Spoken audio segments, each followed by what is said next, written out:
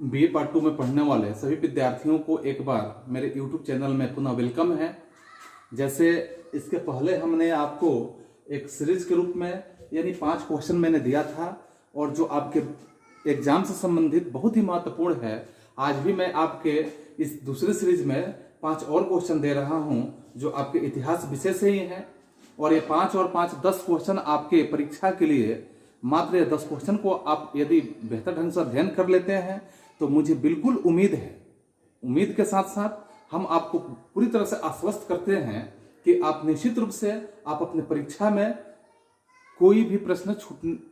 छोड़ नहीं पाएंगे, क्योंकि इसी के आधार पर या इसी 10 प्रश्न के आधार पर आपके 5 प्रश्न वहां लिखने की बात निश्चित होगी। तो इसलिए इस पे आप थोड़ा सा गौर रखेंगे, गौर करेंगे और देखेंगे कि आज हमारा सीरीज का यानी दूसरे सीरीज का जो सबसे पहला प्रश्न है, इस प्रश्न पे हम यहाँ देखेंगे कि प्राचीन भारतीय इतिहास के जो पुरातात्विक स्रोत है इसका विवरण प्रस्तुत करना है। इसी प्रश्न को कई तरह से पूछा जा सकता है आपसे कि प्राचीन जो भारतीय इतिहास है तो भारतीय इतिहास के संस्कृति के जो स्रोत हैं इस स्रोत की विवेचना करने की बात आपसे कहा जा सकता है। या ऐसे भी हो सकता है आपका प्रश्न कि प्राचीन भारतीय इतिहास के जो साहित्यिक स्रोत हैं साहित्यिक स्रोतों की चर्चा करें, इससे भी संबंधित आपके प्रश्न हो सकते हैं। या ऐसे भी हो सकता है कि प्राचीन भारतीय इतिहास के स्रोत के रूप में जो सिक्कों का इस्तेमाल किया गया था उस सिक्कों का विवेचन करें। तो ऐसे जो भी प्रश्न होंगे सारे प्रश्नों का उत्तर यही होगा जिसका मैं अभी जिक्र करने जा रहा हूं। इसमें हम लोग देखेंगे कि भारत का जब हम प्राचीन इतिहास की बात करेंगे, प्राचीन इतिहास की जानकारी लेने की स्थिति को समझेंगे तो उसमें हम निश्चित रूप से पाएंगे कि इसके स्रोत के कई रूप हो सकते हैं, कई रूपों से इसके स्रोतों की जानकारियां हम हासिल कर सकते हैं। इसमें चूंकि भारतीय जो इतिहास है या भारत के इतिहास के लेखन की जो सामग्री है, वैसे अगर इसको हम श्रृंखलाबद्ध करने का काम करें तो श्रृंखलाबद्ध परंपरा बिल्कुल यहाँ पे नहीं हो पाएगा, क्योंकि जैसे हम भारतीय इतिहास में यूनान या रोम के दशा को समझेंगे और भारतीय इतिहास में जब यूनान और रोम की दशा को समझते हैं तो चूंकि भारत का यहाँ भारतीय जो विभिन्न तरह के जो विषय होते हैं इस विषय के संबंध में अनेक ऐसे ग्रंथों का चर्चा आपके बीच में प्रस्तुत होगा कि जिस चर्चा के माध्यम से हम देखेंगे कि ऐसे ग्रंथों की रचना यहाँ भारत में की गई है। जैसे आर्थिक और राजनीतिक क्षेत्र की बात समझेंगे कि आर्थिक और राजनीतिक क्षेत्र में और इसके साथ साथ जीवन और प्रशासनिक व्यवस्था में जैसे नीति के जो स्रोत हैं या नीति शास्त्र से संबंधित यहाँ पे प्रस्तुत किए जा सकते हैं। और अनेक काव्यों के माध्यम से, अब महाकाव्यों के माध्यम से, नाटकों के माध्यम से यहाँ की जो रचनाएं प्रस्तुत की गई है, रचनाएं जो यहाँ पे शामिल की गई है, इसमें जो तत्कालिक अगर अवस्था की हम बात समझें तो यहाँ की जो तत्कालिक अवस्था है इसकी जानकारी वह सभी काव्य और महाकाव्य भी प्रस्तुत करने का काम करते हैं। फिर हम यहाँ और भी ऐसे समझ सकते हैं कि जो साहित्यिक स्रोत की स्थिति को समझें तो साहित्यिक स्रोत की स्थिति के अतिरिक्त अगर हम पुरातात्विक साधनों की बात करेंगे तो पुरातात्विक साधनों के साथ में हमें प्राचीन भारतीय इतिहास का ज्ञान निश्चित रूप से प्राप्त होता है। अब हम यहाँ जिक्र करते हैं फिर कि प्राचीन अगर भारत के जो कई तरह के साधन मौजूद हैं, इस साधनों को सुविधा के लिए अगर हम चाहें तो इसे 2 भागों में बांटने का काम कर सकते हैं। और 2 भागों में जैसे 2 भागों में कैसे कैसे हम बांट सकते हैं, जिसमें एक को हम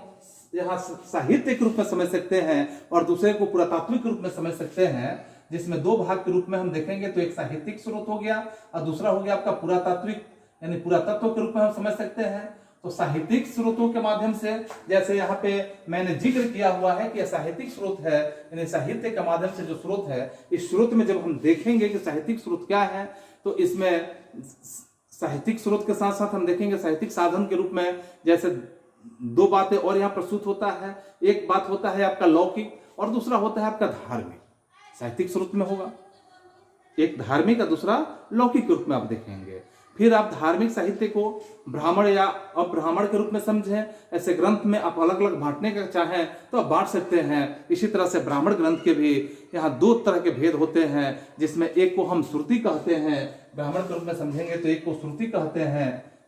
श्रुति समझ रहे हैं, एक को श्रुति कहेंगे और दूसरे को क्या कहेंगे, स्मृति के रूप में हम समझेंगे।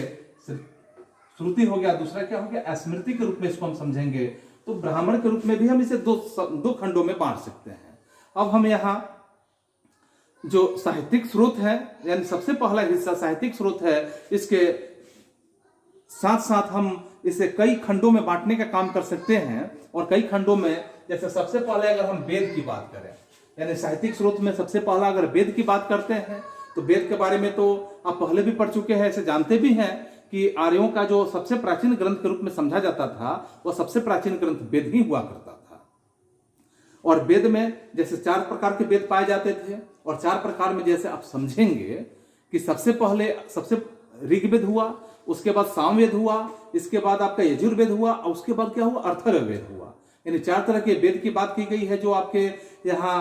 प्राचीन आर्यों के ग्रंथ के रूप में समझे जाएंगे। और ये चारों ग्रंथों के रूप में अगर कहा जाए कि 4 वेदों में इतिहास की जानकारी की सामग्री पूरी तरह से भरी हुई मिली हुई है, या उसके माध्यम से हम इतिहास की जानकारी प्राप्त निश्चित कर सकते हैं। ऋग्वेद को अगर कहा जाए तो ऋग्वेद जो है इस चारों वेदों में सबसे पुराना वेद माना जाता है, क्योंकि सबसे पहले लिखी हुई यह वेद है। और यह सबसे पुराना होने के साथ अगर कहेंगे कि आर्यों के लिए या आर्यों की सबसे प्राचीनतम स्थिति के रूप में इसमें आर्यों का जो प्राचीन इतिहास है, वैसे इतिहास की जानकारी इसमें प्राप्त होता है। वैदिक ग्रंथों में खासकर संहिता की जो संहिता जो है, तो संहिता की गद और उसके जो नाम की जिक्र किया जाता है कि गद और उसके नाम का जो बात किया जाता है, तो उसमें गद टीका के जो ब्राह्मण ग्रंथ के रूप में जाना जा सकता है कि यह गद टीका इसमें ब्राह्मण ग्रंथ के रूप में हम समझ सकते हैं। पुनः इनके द्वारा जो प्राचीन राजाओं का राज्याभिषेक की स्थिति होती है, तो प्राचीन राजाओं का राज्याभिषेक किस प्रकार से होता है, उसके नाम का ज्ञान कैसे हमें प्राप्त होता है, ब्राह्मणों में जो एतरे होता है, एतरे प्रमुख होता है, तो इतिहासकार इसे इस माध्यम से जान पाते हैं। और इतिहास का सबसे सुप्रसिद्ध अगर राजा के रूप में हम देखेंगे, परीक्षित का नाम समझते हैं, जो आपके महाभारत काल में परीक्षित का नाम आता है, तो परीक्षित तथा उसके काफी बाद तक के जो भारतीय इतिहास होते हैं, इस इतिहास का ज्ञान हमें वेदों के माध्यम से प्राप्त होता है। फिर उपनिषद भी यहाँ कई प्रकार के होते हैं। उन उपनिषद के माध्यम से जैसे हम बिंबिसार के पूर्व तक के जो इतिहास की दशा होता है, वैसे इतिहास की दशा को हम आसानी से, या उसके इतिहास के साथ साथ हम यहाँ प्राचीन जो आर्यों का रहन सहन था, आर्यों का कार्यकलाप था, आर्यों का जो पहनावा ओढ़ावा था, आध्यात्मिक विकास था, इस सारी बातों का पूरी तरह से जानकारी हमें हासिल हो जाता है। फिर हम इसके दूसरे खंड को देखते हैं कि वेदांग जो होते हैं। तो वेदांग में आप समझेंगे कि वेदांग जो होते हैं, शुरू के समय में अगर कहा जाए कि वेदांग का अध्ययन करने के लिए एक तरह से निश्चित रूप से या नियमित रूप से क्या होता था कि अलग अलग विद्याओं का यहाँ अब्राह्मण साहित्य के माध्यम से, जैसे जैन ग्रंथ जो होते हैं, जैन ग्रंथों से यह बात स्पष्ट होता है कि वेदांग के नाम यहाँ सबसे प्रमुख और विख्यात रूप में समझे जा सकते हैं। वेदांग ऐसे 6 प्रकार के समझे जाते हैं, जिसमें सबसे पहले अगर हम समझे वेदांग में, तो सबसे पहले आपका शिक्षा हो जाता है। फिर दूसरे बात को समझे तो यहाँ कल्प हो जाता है। तीसरी बात को समझे तो व्याकरण हो जाता है। चौथे बात को समझे तो निरुक्त हो जाता है। और 5वें को समझे तो छंद हो जाता है। और 6ठे को समझे तो यहाँ ज्योतिष हो जाता है। तो इस तरह से वेदांग जो होते हैं 6 प्रकार के होते हैं। इसमें प्राचीन धर्म का या समाज का जो दशा होता है, इसका इस वेदांग से पता चलता है। फिर हम यहाँ ब्राह्मण साहित्य के माध्यम से समझेंगे, तो इस माध्यम से समझेंगे तो या हम ऐसे भी समझ सकते हैं कि अर्ध ऐतिहासिक ग्रंथों के माध्यम से। तो अर्ध ऐतिहासिक ग्रंथों में आप देखेंगे कि कुछ अर्ध ऐतिहासिक ग्रंथ इस प्रकार के रचित किए गए हैं पुराने समय में, प्राचीन इतिहास की जो जानकारियां हासिल की जाती है, जिसका अगर हम प्रकट उद्देश्य के रूप में समझें तो ऐसे उद्देश्य इतिहास तो नहीं है, लेकिन ऐसा कहा जाए किंतु उनकी जो रचना शैली हुआ है वह बिल्कुल ही ऐतिहासिक होने के कारण उसमें ऐतिहासिक घटनाओं की बहुत अच्छी झलक देखने के लिए मिलेगा। इसके साथ अब पाणिनि का देखेंगे कि पाणिनि का जो अष्टाध्यायी लिखा हुआ है, पाणिनि ने जो अष्टाध्यायी की रचना किया है, जो एक ब्राह्मण ग्रंथ होते हुए भी यह मौर्यों के पहले, अगर यह समझा जाता है कि मौर्यों के पहले और बाद की जो स्थिति होता है, तो मौर्यों के पहले और बाद की स्थिति का राजनीतिक दशा का यहाँ पे वर्णन प्रस्तुत होता है। और इसके साथ जैसे विशाखा दत्त का लिखा हुआ मुद्रा राक्षस का आप जिक्र करेंगे, तो मुद्रा राक्षस में भी आप देखेंगे कि चंद्रगुप्त के गद्दी पर बैठने से संबंधित जो बातें हैं और उसके चंद्रगुप्त गद्दी पर बैठने के बीच में कितने संघर्षों का सामना किया, कैसे कठिनाइयों का वो सामना किया, दंड विधान का उसका क्या नियम था, किस प्रकार के वो राज्य के संचालन करने में अपनी भूमिका निभाता था, या कठोरता पर एक अच्छा प्रकाश यहाँ डाले जाने का कारण प्रस्तुत किया गया है, जो आपका यहाँ पे विशाखा दत्त के मुद्रा राक्षस पुस्तक में यह वर्णित है। फिर हम यहाँ अर्ध ऐतिहासिक के बाद देखेंगे अब्राह्मण साहित्य के बारे में। तो अब्राह्मण साहित्य जो है कि साहित्य का जो आप साहित्य सामग्री का दूसरा सबसे महत्वपूर्ण अंग के रूप में समझेंगे तो वो दूसरा महत्वपूर्ण यहाँ अंग अब्राह्मण साहित्य होता है। जैसे जैन ग्रंथ में आपको यह बात समझने में मिलेगा कि पूरी तरह से जैन ग्रंथ जो होता है वो धार्मिक रूप से समझे जा सकते हैं, क्योंकि जैन ग्रंथ में भारतीय इतिहास की सामग्री भरी पूरी एकदम देखने के लिए मिलेगी। बौद्धों का भी अपना एक ग्रंथ है, जैसे बौद्धों के ने भी अपने अपार साहित्य की रचना करने में कहीं कसर नहीं छोड़ी है। जैसे इसमें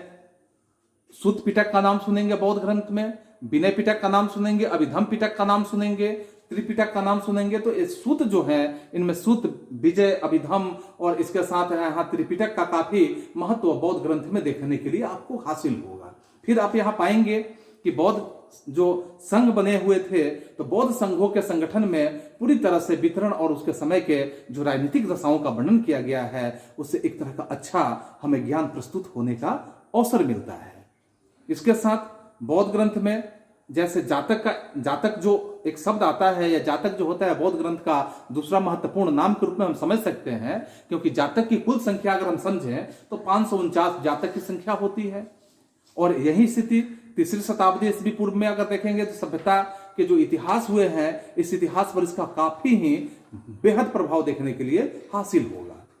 मौर्य वंश के इतिहास की अगर जिक्र करते हैं तो इतिहास के लिए सबसे अगर बड़े महत्वपूर्ण समझेंगे तो मिलिंदपंथ का एक जो अन्य पाली ग्रंथ पाएंगे, तो पाली ग्रंथ जो होता है इससे उस समय की सामाजिक स्थिति को देखें, आर्थिक स्थिति को देखें, धार्मिक स्थिति को समझें, व्यापारिक दशा को समझें, तो आदि ऐसे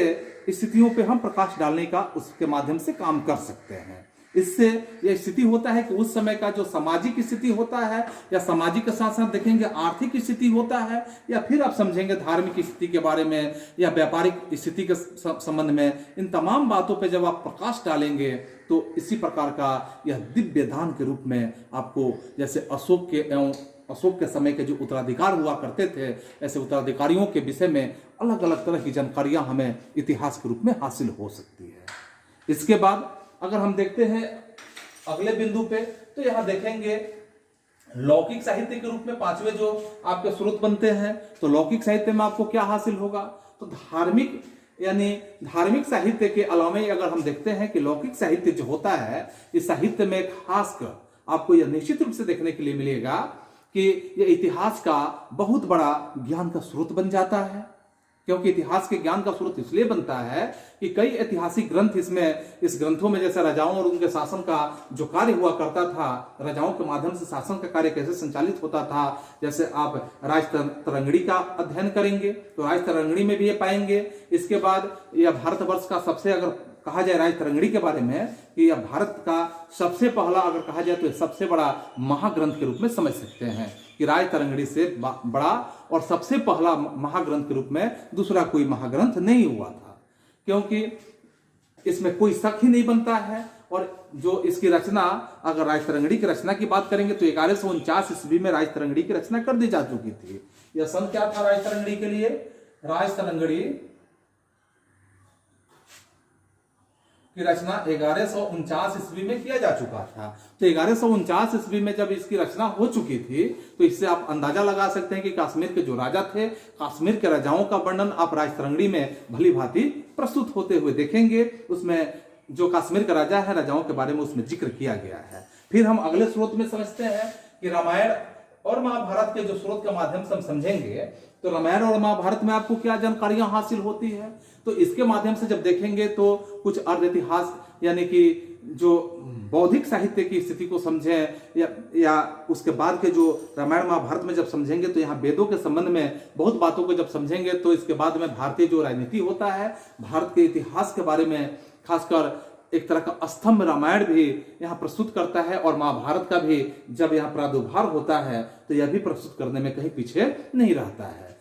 अगर हम यहाँ रामायण के तत्कालिक जो स्थितियां हैं, इस स्थितियों के राजनीतिक, सामाजिक और आर्थिक दशा का विवरण देते हैं, तो इसमें क्या पाएंगे कि इसमें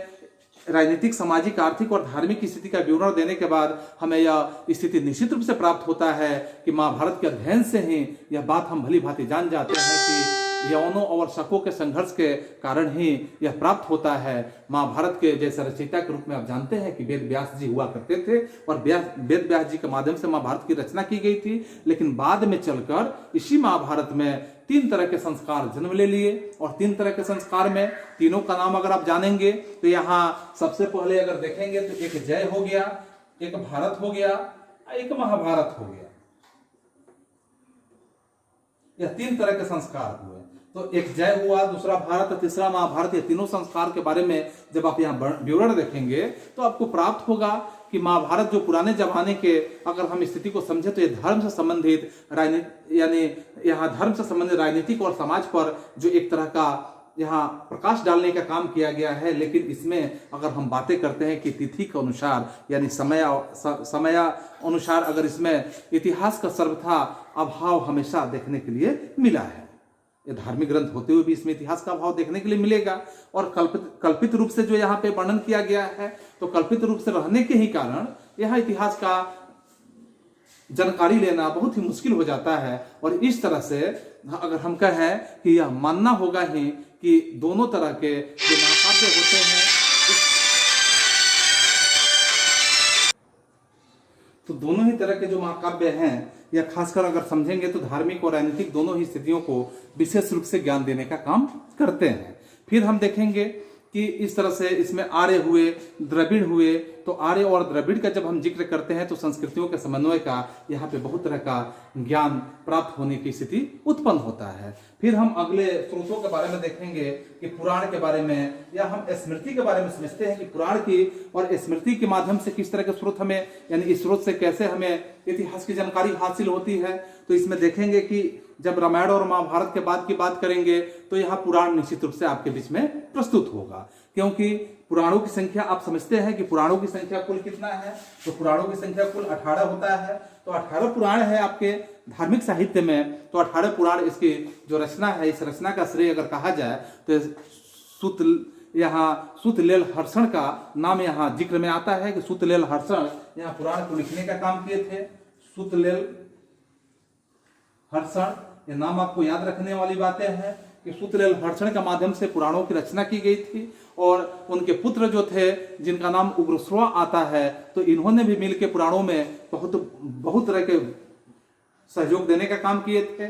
और अगर हम इसके अंतर्गत देखेंगे कि सर्ग की बात होता है, प्रतिसर्ग की बात होता है, या फिर हम देखेंगे वंश का बात होता है, मनवंतर का बात होता है, वंशानुचरित चरित्र का बात होता है। इतिहास के लिए यह आखिरी का ही एक विशेष महत्व रखने में अपनी भूमिका निभाते हैं। फिर हम देखेंगे कि पुराणों में जैसे नंद की बात आप देखेंगे, मौर्य की बात, यानी कि नंद की मतलब कि नंद वंश की बात समझेंगे। फिर हम मौर्य वंश की बात समझेंगे, या इसके बाद हम शुंग वंश की बात समझेंगे, कौण वंश की बात समझेंगे, या हम आंध्र सतवाहन वंश की बात समझेंगे, या गुप्त वंश की बात समझेंगे। तो ये वंशावलियों की संख्या इसमें आपके पुराण में के स्मृतियों में आपको देखने के लिए निश्चित रूप से मिलेगा, जिससे हमें इतिहास की जानकारियां हासिल होती है। और स्मृतियों का अगर स्मृतियों के रूप में अगर कहा जाए कि यह इतिहास के लिए बहुत ही महत्वकारी एक विषय बन जाता है, क्योंकि आप मनु स्मृति की स्थिति समझेंगे, विष्णु पुराण समझेंगे, या नारद पुराण समझेंगे, बृहस्पति आदि स्मृतियां जो होती है, ऐसे स्मृतियों के माध्यम से जो तत्कालिक समाज होता है उस दौरान या उस समय की, तो ऐसे तत्कालिक समाज एवं धर्म के अच्छा बोध कराने का यह सारे स्मृतियां आपको प्रस्तुत होती है। फिर यहाँ दूसरी शताब्दी में फिर आप जिक्र करेंगे कि दूसरी शताब्दी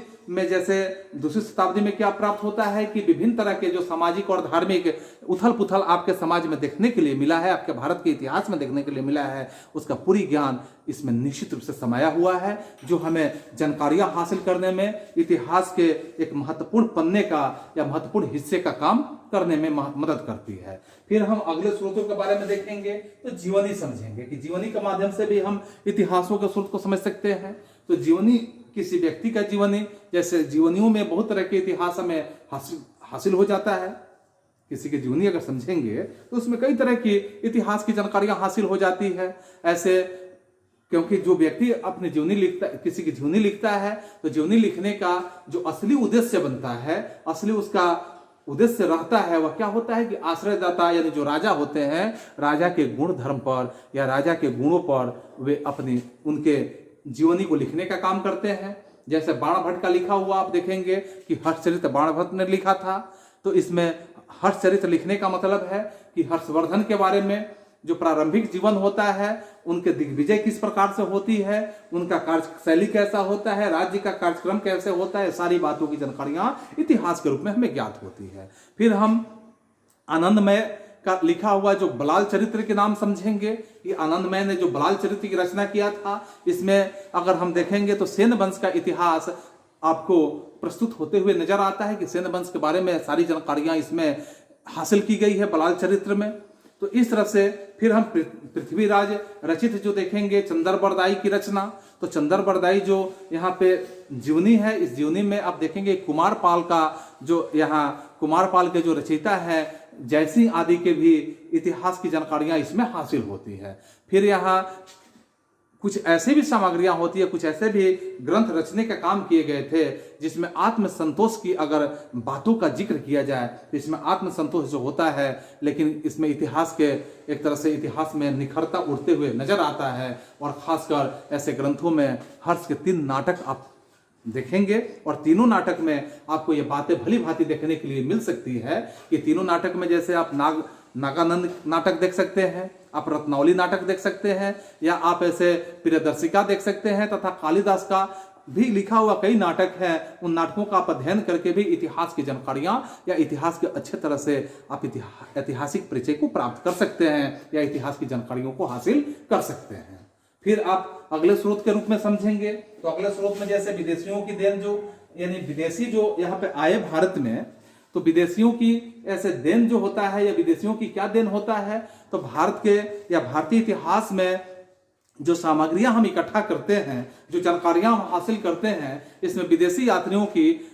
देन भी महत्वपूर्ण मानी जा सकती है। क्योंकि धर्म की खोज में आए हुए जो भी विदेशी भारत में आए हुए थे, ऐसे विदेशियों में खासकर विद्यार्थियों के रूप में भी आए थे और इतिहासकारों के रूप में वे हमें बहुत ज्यादा सहयोग देने की स्थिति में हुए। जैसे सिकंदर के पहले की दशा को समझेंगे कि सिकंदर के पहले जो स्काइलास आया हुआ था, नाम सुनेंगे ऐसे, सिकंदर के पहले भी स्काइलास आया था। तो स्काइलास इसके सिकंदर के पूर्व भी आया था, यानी सिकंदर जो सम्राट था, विश्व विजेता सिकंदर के नाम आप जानते हैं। इसके पहले स्काइलास आया था। हेरोडोटस का नाम जानते हैं जो इतिहास के पिता के रूप में जाने जाते हैं, तथा यहाँ थेसियस का नाम जानेंगे। तो इन लोगों के माध्यम से आप यूनानी लेखों के माध्यम से इसके वितरण की जानकारी हासिल कर सकते हैं, इतिहास के पन्नों को बढ़ा सकते हैं, जिसमें भारतवर्ष के रूप में आप देखेंगे कि उसके रीति रिवाज के स्थिति का जिक्र किया गया है, यहाँ के रहन सहन का जिक्र किया गया है, यहाँ के जो और भी महत्वपूर्ण हिस्से हैं उन सारी बातों का जिक्र उसमें किया गया है। जिसमें इसके अलावा अगर कहेंगे सिकंदर के बाद मेगास्थनीज आते हैं, सिकंदर के बाद मेगास्थनीज जब आते हैं, आदि मेगास्थनीज के बाद यूनानी राजदूत के रूप में यहाँ पे भारत में आ रहे हैं मेगास्थनीज। तो यूनानी राजदूत के रूप में जब मेगास्थनीज आते हैं, उनके समय में भी यहाँ समाज के जो राजनीतिक हिस्से हैं उस पर उन्होंने बहुत ज्यादा प्रकाश डालने का काम किया था मेगास्थनीज महोदय। तो उनके लिखे हुए रचनाओं के माध्यम से भी उस समय के इतिहास की जानकारियां हासिल की जा सकती है। आप चीन के इतिहासकारों में देखेंगे, यानी जैसे सुभाषिन का नाम आप जानेंगे, तो चीन के इतिहासकार में जैसे फाइयान का नाम आप समझ सकते हैं, फाइयान भी चीन का ही यात्री था। आप हैंसांग का नाम समझ सकते हैं, इत्सिंग का नाम समझ सकते हैं, इत्यादि। ये भी जो चाइनीज यात्री थे, चीन के यात्री थे, भारत में बौद्ध धर्म के प्रचार, भारत में बौद्ध धर्म के ज्ञान प्राप्त करने के लिए आए हुए थे। तो यहाँ से ज्ञान प्राप्त करके वे अपने देशों में इस धर्म का यानी बौद्ध धर्म का प्रचार करने के सोच में थे। तो इस तरह से जब आए थे तो उन लोगों द्वारा लिखे हुए जो भी ग्रंथ हैं, जो भी रचनाएं हैं, उस रचनाओं में उस समय के इतिहास का जानकारी हमें हासिल हो जाता है। फिर आप इसके पीछे जैसे मुस्लिम लेखकों में आप समझेंगे तो मुस्लिम लेखकों में सर्वश्रेष्ठ अगर नाम लिया जाए तो अल-बरूनी का नाम लिया जाता है कि अल-बरूनी जो है उसके द्वारा जो भारत का वहाँ समान भारतीय सभ्यता की स्थिति होता है, भारतीय संस्कृति का दशा होता है। इस सभ्यता और संस्कृति की स्थिति में वो कला कौशल के साथ एक तरह से अपना रुचि रखने का काम करते हैं और वहीं शायद कहा जाता है कि यहाँ कोई दूसरा विदेशी उस समय नहीं होता है और भारतीय सभ्यता के साथ साथ यहाँ संस्कृति की स्थिति होती है। संस्कृति के विषय में अल-बरूनी के जितना ही विचार हैं, अल-बरूनी अपने विचारों को यहाँ प्रस्तुत करने का काम किए हैं और इसके साथ आपको ये हासिल हो जाएगा, ये जानकारियां हो जाएगी कि उसके समय में यहाँ शतांश में भी जो प्रारंभिक ढंग होता है, इस ढंग के माध्यम से राजनीतिक पर यदि किसी भी प्रकार का यहाँ उनके द्वारा लिखा गया पुस्तक है, उस पुस्तक के माध्यम से हम जानकारियां हासिल कर सकते हैं और इतिहास के पन्नों को आगे बढ़ा सकते हैं। फिर हम यहाँ देखेंगे पुरातात्विक सामग्री के माध्यम से, यानी कि इतिहास के जो स्रोत है वो पुरातात्विक सामग्री के माध्यम से हम कैसे हासिल कर सकते हैं। तो पुरातात्विक सामग्री के माध्यम से जैसे हम सबसे पहले यहाँ जिक्र किए हुए पुरातात्विक सामग्री के माध्यम से अगर हम समझेंगे तो इतिहास की ऐसी सामग्री है जिसके भांति अगर हम पुरातात्विक सामग्री की बात करें तो इसमें इसके भी मुख्य रूप से हम 3 हिस्सों में बांटने का काम कर सकते हैं, जिसमें सबसे पहले अगर हम कहें तो अभिलेख इसको कर सकते हैं, अभिलेख के माध्यम से। दूसरा अगर कहा जाए तो स्मारक के माध्यम से हम हासिल कर सकते हैं और तीसरा कहा जाए तो हम मुद्राओं के माध्यम से कर सकते हैं, जिसको अलग अलग ढंग से अभिलेख, स्मारक और मुद्रा के नाम से हम अलग अलग किए हुए हैं। फिर इसको कलाकृति भी रखे हैं, मिट्टी के बर्तन, आभूषण और मुहर इत्यादि का भी इस्तेमाल यहाँ पे कर सकते हैं। तो अभिलेख के माध्यम से अगर हम जिक्र करते हैं तो अभिलेखों में अगर हम कहें कि जहां पे भी इस प्रकार के जैसे साधन उपलब्ध होते हैं वह बिल्कुल शिथिल पड़ जाते हैं, क्योंकि वहां ऐसे अभिलेखों के द्वारा ही अगर हम कहा जाए कि ऐसे अभिलेखों के द्वारा ही कुछ इतिहास हम जान पाते हैं। क्योंकि प्राचीन भारत में जो ऐसे शिलाओं का वर्णन करेंगे, धातुओं का वर्णन करेंगे, गुफाओं का वर्णन करेंगे, तो ऐसे शिलाओं, धातुओं और गुफाओं के साथ साथ प्राचीन लोगों ने जो लिख दिया है वैसे लिखे हुए बातों को कहा जा सकता है कि वो बिल्कुल अमिट है। उसको हम मिटा तो नहीं सकते हैं बल्कि उसकी जानकारियां हासिल कर सकते हैं, तो अमिट के रूप में वो समझ सकते हैं। लेकिन दुर्भाग्य की बात यह बनता है कि अशोक जो सम्राट हुआ था, भारतवर्ष का महान सम्राट अशोक, उसके पहले के इतिहास की जानकारियां हमें हासिल नहीं हो पाती है। क्योंकि ऐसे अशोक के इतिहास के बारे में ही जानने के लिए लगातार 20 वर्षों तक चार्ल्स प्रिंसेप को मेहनत करना पड़ा था, तब इतिहास अशोक के बारे में हम समझ पाए थे, या भारतीय इतिहास के बारे में हम उस समय के कलाकृति, उस समय के जो भी सामाजिक, राजनीतिक, आर्थिक दशाएं हैं, इन तमाम बातों का जिक्र हम समझ पाए थे जब चार्ल्स प्रिंसेप ने इतना कार्य किया था। तो इस तरह से इसके पहले का जो इतिहास है उसका जानकारी नहीं मिलता है। फिर भी हम यहाँ कह सकते हैं कि इसके माध्यम से अगर कहा जाए तो यहाँ देशी और विदेशी 2 तरह के अभिलेखों के माध्यम से हम इसकी जानकारियां हासिल कुछ कर सकते हैं। तो देशी अभिलेख के माध्यम से जैसे यहाँ पे अभिलेखों में देखा गया, तो एक में देशी अभिलेख के माध्यम से हम हासिल कर सकते हैं और दूसरा आपका विदेशी अभिलेख के माध्यम से कर सकते हैं। तो देशी के माध्यम से क्या करेंगे कि भारत में जो अभिलेख प्राप्त हुए हैं, भारत में जो भी अभिलेख मिले हैं, इस अभिलेख में अशोक के काल में यह अभिलेख देखने के लिए ज्यादातर मिला है। जनता जनार्दन जो भी भारत में रहे हैं उनके कष्टों से मुक्त करने के लिए अशोक ने क्या किया था कि यहाँ सुंदर मार्ग पर, यानी अशोक ने यहाँ सुंदर रास्ते पर लाने के लिए तथा राजा जो थे और प्रजा के बीच में एक तरह के समन्वय स्थापित करने के लिए संपूर्ण राज्य में हर कोने में अगर कहा जाए तो शिलाओं का उन्होंने जाल बिछा देने का काम किया था। इसके साथ साथ अशोक के जो समकालीन स्थिति को समझेंगे कि या अशोक के समय का जो स्थिति होता है उसमें सभ्यता के बारे में, संस्कृति के बारे में कई तरह के प्रकाश देखे जा सकते हैं। क्योंकि इसी प्रकार के जो समुद्रगुप्त राजा हुआ करते थे, समुद्रगुप्त की जो प्रशस्तियां होती थी, उनके दिग्विजय पर भी यहाँ वर्णन देखने के लिए मिलेगा। क्योंकि हाथी गुम्फा का अभिलेख का आप जिक्र देखेंगे कि हाथी गुम्फा का जो अभिलेख है, इस अभिलेख में जैसे खरला राजा का प्रकाश इस पे डाला गया है कि खरला राजा के बारे में इसमें समझाने का काम हाथी गुम्फा के अभिलेख में किया गया है। फिर हम विदेशी के अभिलेख के माध्यम से समझेंगे कि विदेशियों के माध्यम से जो अभिलेख हुआ है, तो इस अभिलेख में असंख्य, यानी कि जिसकी गिनती नहीं की जा सकती है, ऐसे देशी अभिलेखों के जो अलावे हम कहें तो विदेशी अभिलेखों के माध्यम से भी प्राप्त होते हुए इतिहास की जानकारियां हासिल होती है, जो हमारे लिए या हमारे इतिहास पर अपना एक प्रभाव डालने का काम करते हैं। फिर यहाँ एशिया के जो यहाँ माइनर आप समझेंगे, एशिया माइनर के जो भोजक कोई के एक लेख प्राप्त होते हैं, तो एशिया माइनर में बोजाक्कोई में एक लेख ऐसे प्राप्त होते हैं जिसमें वैदिक यानी वेदों से संबंधित देवताओं का उल्लेख उसमें प्राप्त होता है। अर्थात इससे हम जानकारियां हासिल कर सकते हैं कि उस समय वेदों में देवताओं का जिक्र होता था, देवताओं के बारे में वहां बातें होती थी, या इस तरह से इनमें एशिया माइनर के जो अभी यहाँ नाम रखा गया कि बोजाक्कोई जो है यानी पोर्सिपोलन और ईरान के अभिलेख से भी आप देखेंगे कि भारत और ईरान की जो स्थिति है उसके पारस्परिक संबंध का एक तरह से अटूट संबंध का वर्णन यहाँ पे दिखाने का काम किया जाता है। फिर यहाँ स्मारक के माध्यम से हम समझेंगे, स्मारक में भी यहाँ देशी स्मारक और विदेशी स्मारक की बात है। तो स्मारक में समझेंगे कि जो प्राचीन समय का स्मारक हुआ करता था, आज धरती के नीचे वह जानकारी हासिल करना है तो उत्खनन करके हम उसको हासिल कर सकते हैं, खुदाई करवा के उसकी हासिल कर सकते हैं जानकारियां, और इस तरह से धरती पर आज भी या खड़े देखने के लिए ज्यों के त्यों स्थिर मिलते हैं। खासकर इससे इतिहास का पूरी तरह से जो जानकारियां होती है, पूरी तरह की जानकारियां प्राप्त होती है। इसका जीता जागता उदाहरण इसके अलावा कहा जाए तो इससे बेहतर और दूसरा कोई नहीं हो सकता है, क्योंकि नए भवन का स्थिति देखेंगे, नए भवन के साथ आप राजप्रसाद की दशा को देखेंगे, सार्वजनिक हॉल की स्थिति को समझेंगे, या बिहार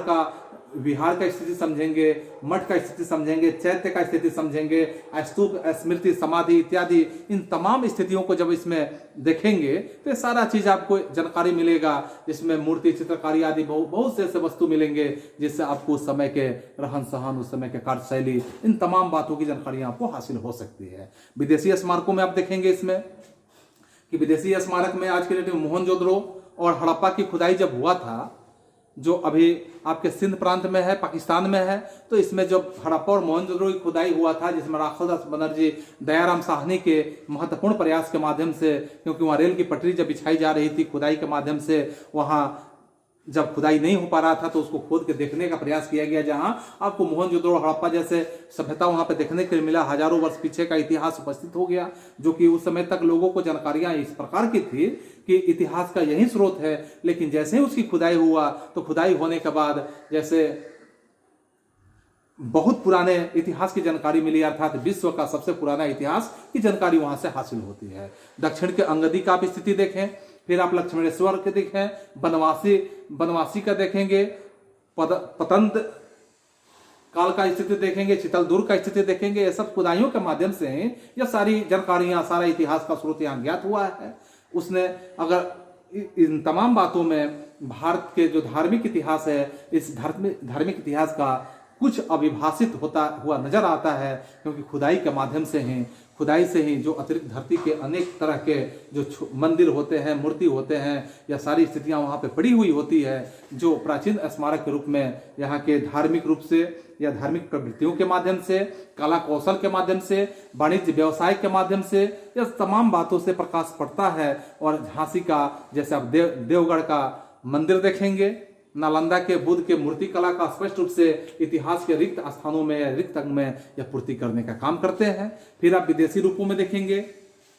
इसके देशी स्मारक समझ गए, फिर आप विदेशी स्मारक में समझेंगे तो विदेशी स्मारकों के माध्यम से आप देखेंगे कि विदेशी स्मारक में भी प्राचीन जो भारत के इतिहास पर प्रकाश डालने में महत्वपूर्ण भूमिका निभाने का काम करता है। जहां जावा के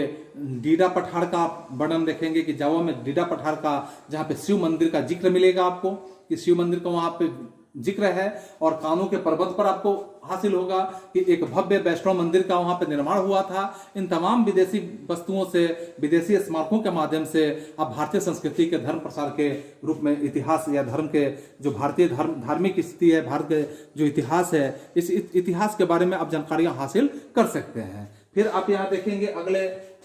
रूप में, तो मुद्रा के रूप में आप समझेंगे कि मुद्रा क्या है। तो मुद्रा में आपको प्राचीन जो भारतीय स्थिति है, भारतीय इतिहास है, इस भारतीय इतिहास के निर्माण में मुद्राओं का या सिक्कों का, मुद्रा के साथ आप सिक्कों का देखेंगे, सबसे बड़ी सहायता देखने के लिए मिल सकता है, क्योंकि भारतीय इतिहास में मुद्रा अर्थात सिक्का एक तरह से बहुत ही सहायक है। वास्तव में यह ईसा पूर्व के समय से ही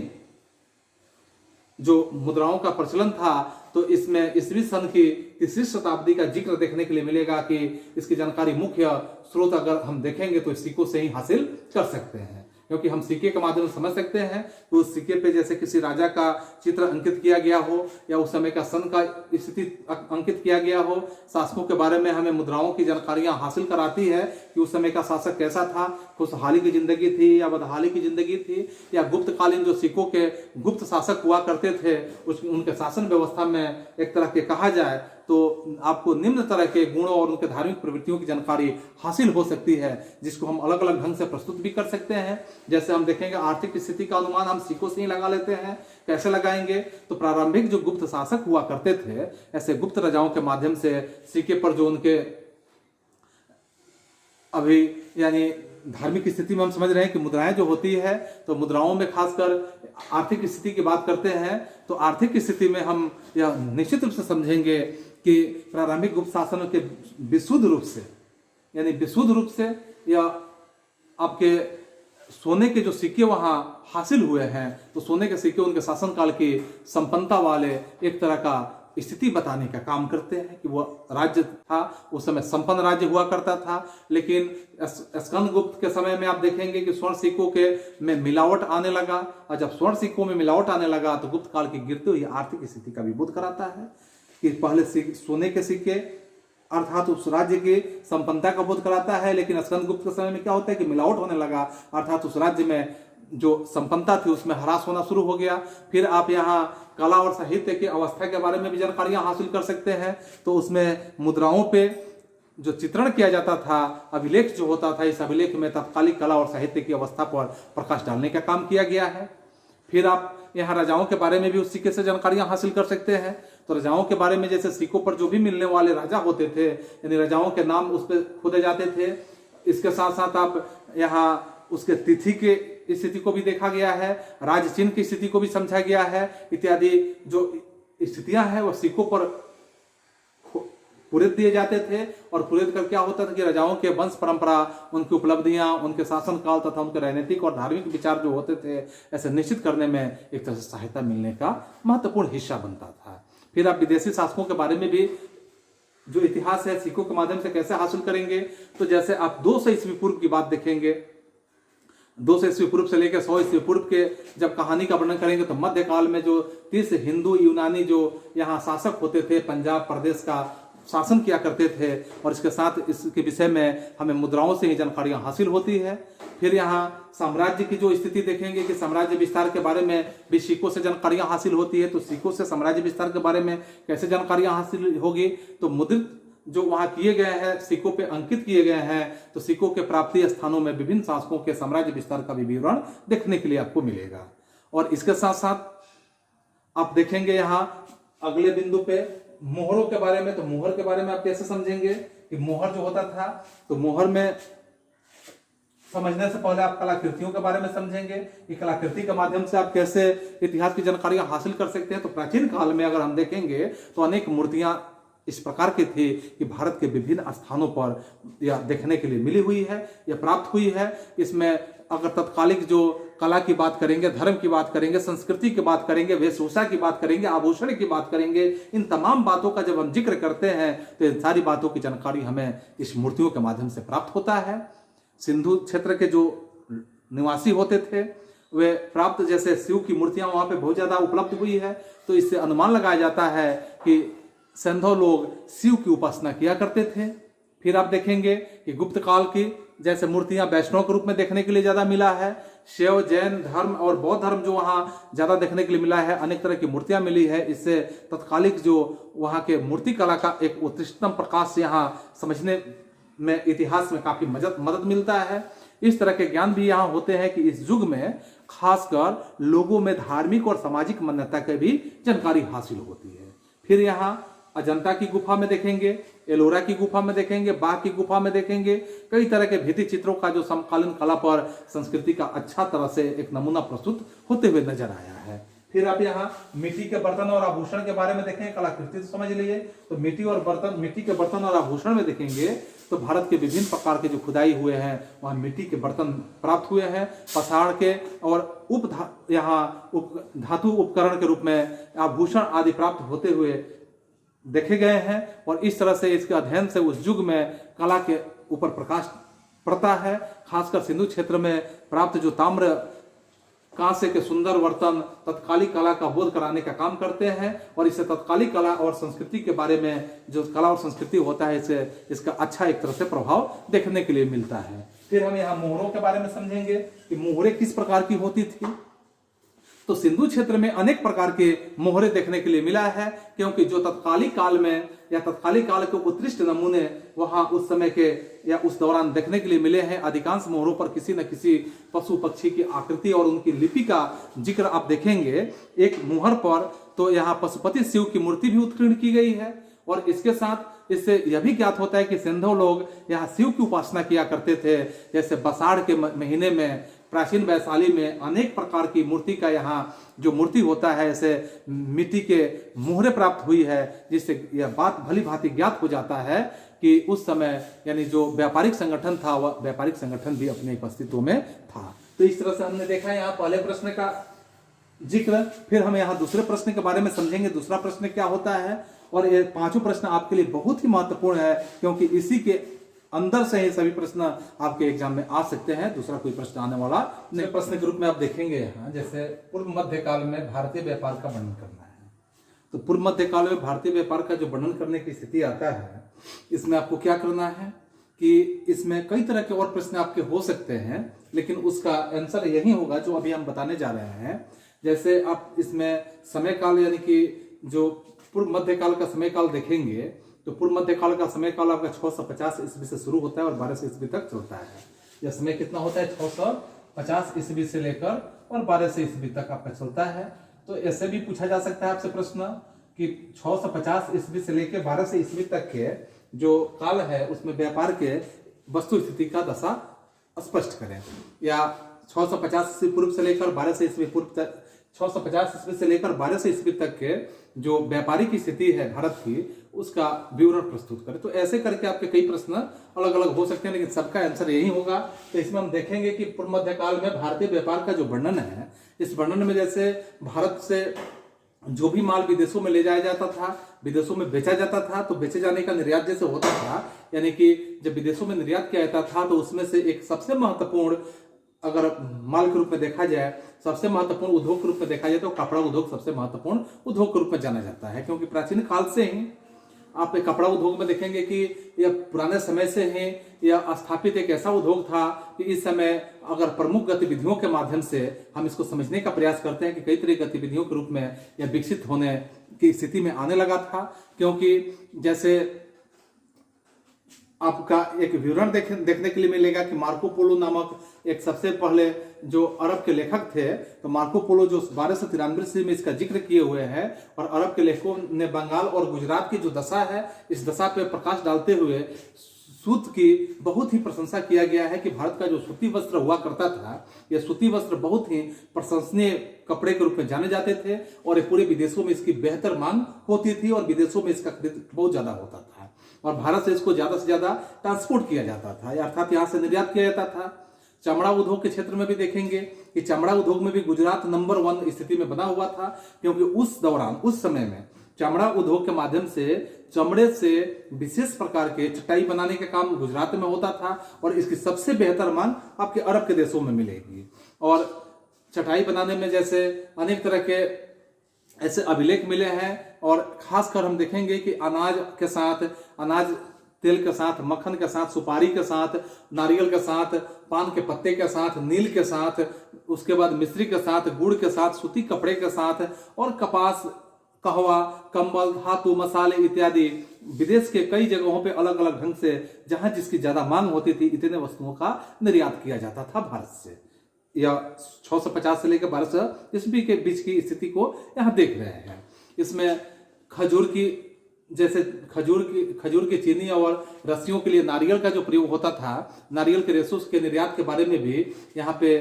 एक इतिहासकार जिनका नाम है फ्रेयर जोर, इन्होंने भी यहाँ वर्णन किया हुआ है, अपने पुस्तकों में लिखा है कि गुजरात के से नील का भी निर्यात उस समय होता था। गुजरात का जो निर्यात होता था वह नील उस वहां का प्रमुख निर्यात में भी जाना जाता था। भारतीय वस्तुओं में अगर हम समझें फिर कि मुख्य खरीदार की जो खरीदार निश्चित तौर पर अगर यहाँ कहा जाए कि चीन और अरब के ऐसे मिस्र के धनी लोग होते थे, और खासकर अनेक भारतीय वस्तुएं भूमध्य सागर के पार तक जैसे होता था कि भूमध्य सागर के माध्यम से यूरोप होते हुए क्या होता था कि वो पहुंच जाया करता था। और इस तरह से यहाँ जो हम पूर्वी उत्पाद के बदले में अगर समझने की बात करते हैं तो पूर्वी उत्पाद के बदले में भारत अपने सुगंधित वस्तुओं के साथ साथ मसाले का खास तौर पर भी निर्यात करने का काम करता था। मसालों में जैसे काली मिर्च का आप नाम जानेंगे, और काली मिर्च को बेचने का भारत काम करता था। मार्को पोलो यहाँ पे भी अपने बातों को रखने का काम किए हैं, क्योंकि मार्को पोलो के अनुसार एक बात कहा जाता है कि किन्से शहर जो होता था, हांग चाउ जो चीन में था, किन्से शहर में ही रोजाना 10,000 पाउंड काली मिर्च की खपत हो जाया करती थी उस दौर में। भारत में यानी भारत चीन को क्या बेचता था, और हाथी दांत बेचने का काम करता था, गेंडा का सिंग बेचता था, और कुछ बहुमूल्य जो अर्ध बहुमूल्य पत्थर होता था इसका भी निर्यात भारत से किया जाता था। सबसे ज्यादा अगर देखा जाए तो कपड़ा सबसे महत्वपूर्ण वस्तु के रूप में जाना जाता था उस समय। कपड़े को सबसे महत्वपूर्ण वस्तु माना जाता था, जो कि पश्चिम भारत में आयात करने का काम यहाँ होता था। मध्य युग में यह समय जैसे ही आने लगा तो जैसे जैसे सामंती सरदारों और मुखिया की संख्या यहाँ बढ़ने लगी भारत में, घोड़ों की मांग यहाँ कई गुना बढ़ गई। और जब घोड़ों की मांग बढ़ने लगी तो घोड़ों के अलावा छुहाई के, हाथी, गंगा, पान इत्यादि के पश्चिम से भारत में लाए जाने का काम होने लगा। यहूदी सौदागर भी भारत में काम करते थे। मध्य भारत में यानी मध्य भारत से बहुत ऐसे जैसे गंगा का बात यही बताया गया कि मध्य भारत से बहुत ऐसा सारा माल मिस्र के बाजार में ले जाने का काम होने लगा था।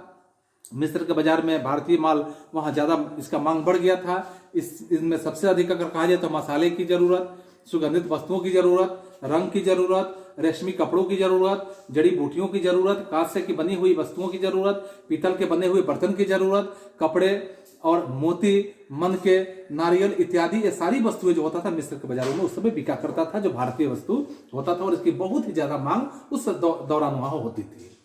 फिर यहाँ भारत सागवान की लकड़ी का भी निर्यात करने का काम उस समय करता था। सागवान की लकड़ी पर्याप्त मात्रा में निर्यात होता था। भारत अपने लिए यहाँ कहा जाए कि लोहा और इस्पात उद्योग जो होता था, ऐसे उत्पादन खास तौर पर तलवार और भालों का बनाने के लिए प्रयोग करता था, और इसीलिए वो प्रसिद्ध था। तो यहाँ का तलवार और भाला भी विदेशों में बिकता था, और विदेशों में खासकर पश्चिमी देशों में सबसे ज्यादा यहाँ के भाले और तलवार की मांग हुआ करता था। तो लौह इस्पात उद्योग में भारत उस समय उसमें भी आगे था।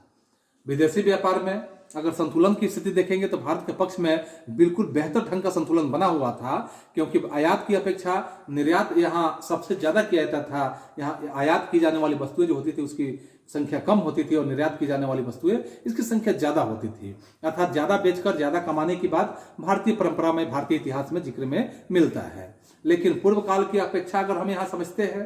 कि मध्यकाल में भी भारत का जैसे लाभ होता है, इस लाभ का अंश कम हो गया था। फिर भी अगर कहा जाए कि पूर्वी द्वीपों द्वारा और चीन में जैसे सोना, चांदी काफी मात्रा में भारत आने का काम उस समय होता था। व्यापारी में सबसे अधिक लाभ यहाँ दक्षिण गुजरात के और बंगाल के लोगों को सबसे ज्यादा होता था। अब यहाँ हम वर्णन करेंगे अलग अलग ढंग से। जैसे अगर हम देखते हैं यहाँ कि वस्त्र उद्योग के रूप में, शिल्प और उद्योग के रूप में, मुद्रा और सिक्के के रूप में, धातु उद्योग और अन्य उद्योगों के रूप में देखते हैं तो यहाँ सबसे पहले जैसे है वस्त्र उद्योग के रूप में। तो वस्त्र उद्योग में क्या है कि साहित्यिक स्रोतों के आधार पर हमें जानकारियां हासिल होती है कि उस समय अनेक उद्योग यहाँ भारत में प्रचलन में था, और प्रचलन में जानकारियां हासिल होती है, इतिहास के माध्यम से जानकारी हासिल होता है, जिसमें सबसे प्रमुख के रूप में अगर देखा जाए तो वस्त्र उद्योग सबसे प्रमुख रूप से समझा जा सकता है। क्योंकि अलग अलग प्रकार के जो उद्योग होते थे, इस उद्योग में सूती और ऊनी वस्त्र जो होते थे इस काल में बनाने का भरपूर कार्य किया जाता था। क्योंकि यह उद्योग जो था भारत का सबसे पुराना उद्योग के रूप में जाना जाता है, सूती वस्त्र उद्योग। इस काल में भी यह उद्योग उसी उत्कृष्ट अवस्था में आगे बढ़ते हुए जा रहा था, क्योंकि हेनसांग ने अपने अनेक प्रकार के सूती वस्त्र का या सूती रेशमी वस्त्रों का उल्लेख अपने पुस्तकों में करने का काम किए हैं। अल इंद्रिसी के अनुसार भी यह कहा गया है कि मुल्तान में वस्त्र उद्योग का केंद्र बना हुआ था, और खासकर काशी में देखेंगे, वत्स में देखेंगे, मगध में देखेंगे, बंगाल में देखेंगे, कामरूप में देखेंगे, और कलिंग में भी देखेंगे, गुजरात में भी देखेंगे, अपरांत में भी देखेंगे, मदुरा में भी आपको मिलेगा। और इसके साथ कलिंग, मदुरा में पहले से ही वस्त्र का ये सब उद्योग वहां तैयार थे, और यहाँ उद्योग का वस्त्र के रूप में कार्य चल रहे थे। लेकिन 12वीं सदी में जो मुल्तान की बात आप देखेंगे, अनिलवाड़ा यानी कि जो गुजरात का अनिलवाड़ा जगह है, वहां की स्थिति को समझेंगे, और कलिंग वस्त्र उद्योग के लिए सबसे प्रमुख केंद्र के रूप में जाना जा रहा था। खासकर यहाँ यह कहा जाता है कि 12वीं सदी में यह बातें कहा गया, लेकिन कुछ अन्य स्रोत से हमें जानकारियां हासिल होती है कि यह कोंकण प्रदेश जो होता था उस समय मालवा का प्रदेश होता था,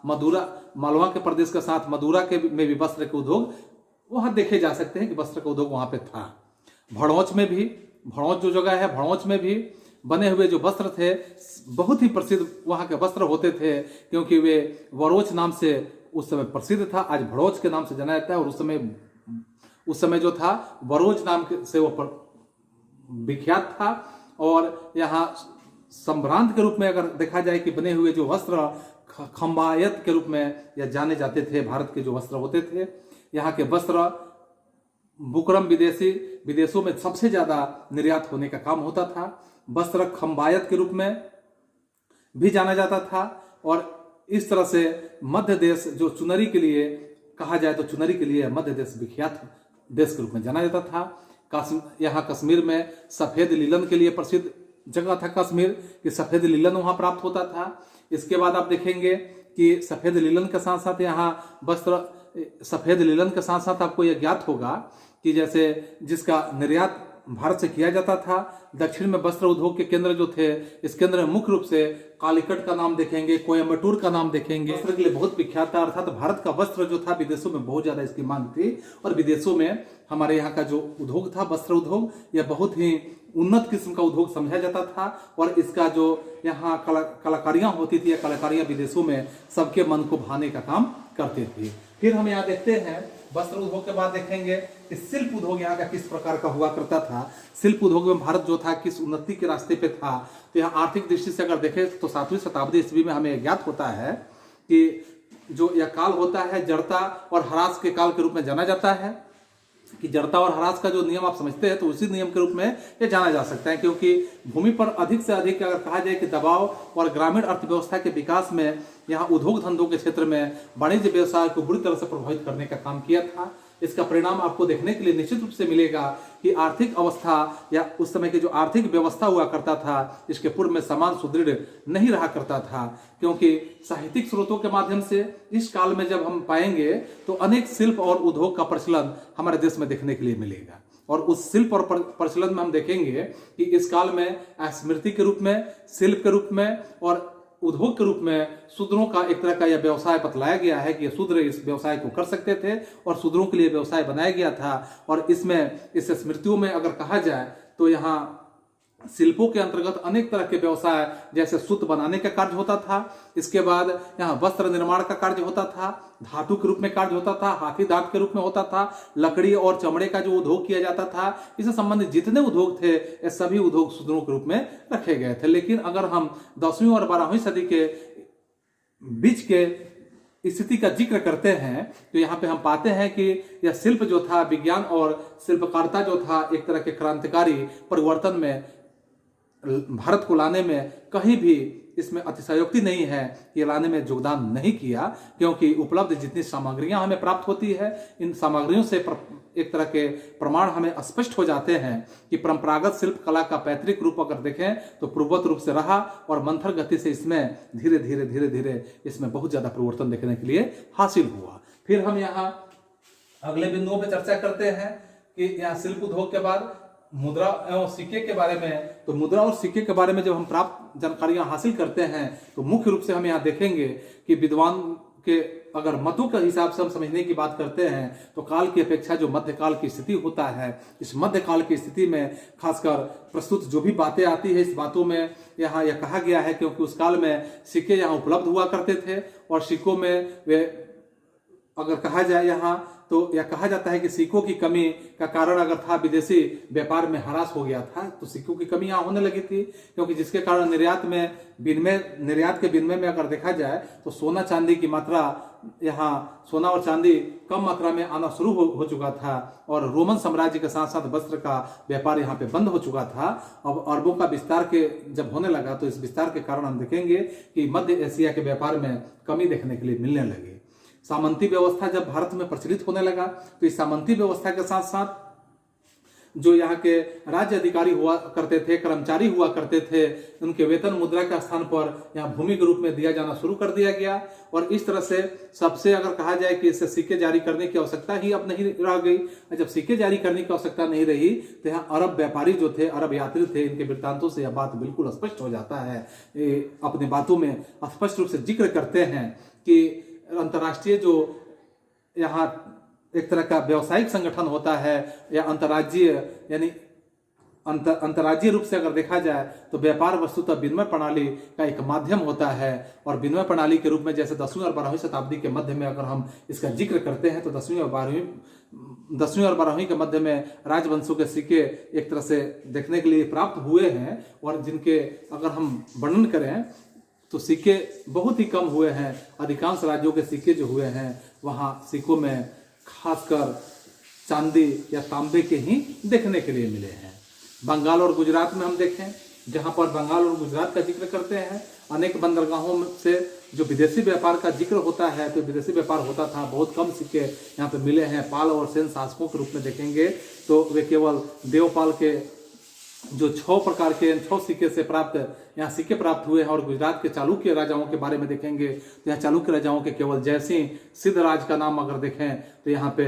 एक कोने में सिक्के प्राप्त हुआ है। इसी प्रकार अगर मुद्रा का जिक्र करते हैं, तो यहाँ मुद्रा के जिक्र के साथ साथ हमें क्या हासिल होता है कि जब हम देखेंगे कि कम प्रचलन और अल्प मात्रा में यहाँ मुद्रा जो होता है प्राप्ति का मध्यकाल जो आर्थिक इतिहास की एक विशेषता के रूप में समझा जाता है, और साहित्यिक और पुरातात्विक स्रोतों से ज्ञात होता है कि साधारण लेन देन की जो प्रक्रिया होती है, व्यापार में कौड़ियों का एक तरह का प्रचलन यहाँ देखने के लिए हासिल होता है। तो इस तरह और उद्योग के रूप में, तो धातु और उद्योग के रूप में क्या विकास होता है, क्योंकि इस काल में यह बात भली भांति आपको जानकारी हो जाना चाहिए कि उद्योग धंधों का विकास बहुत ज्यादा हुआ था। और उद्योग धंधों के विकास के साथ इस काल में जो अभिलेख हुए थे, अभिलेख में खासकर लोहे का अभिलेख, लोहे के अतिरिक्त यहाँ कांस्य तथा पीतल का उल्लेख भी देखने के लिए आपको मिलेगा। और इसके साथ जैसे तांबे हैं, कांसे है, पीतल है, इस सारे धातुओं का बर्तन बनाने का काम भी किया जाता था। इसके साथ साथ आप पाएंगे कि तांबे के प्रयोग में प्रायः जो सिक्के होते थे, सिक्के बनाने और मूर्ति बनाने में भी, बर्तन बनाने में भी प्रयोग में लाया जाता था। बर्तन के अतिरिक्त आप यहाँ पाएंगे कि कांसे की मूर्तियां भी यहाँ बनाने का काम किया जाता था। और कांसे की मूर्तियों में खासकर इस प्रकार के जो काल होते थे, इस काल में अनेक कांसे की मूर्तियां बंगाल और चोल राजाओं से प्राप्त होते हुए नजर आया है। क्योंकि मुसलमान लेखकों के अनुसार तांबा जो होता था यहाँ थाना और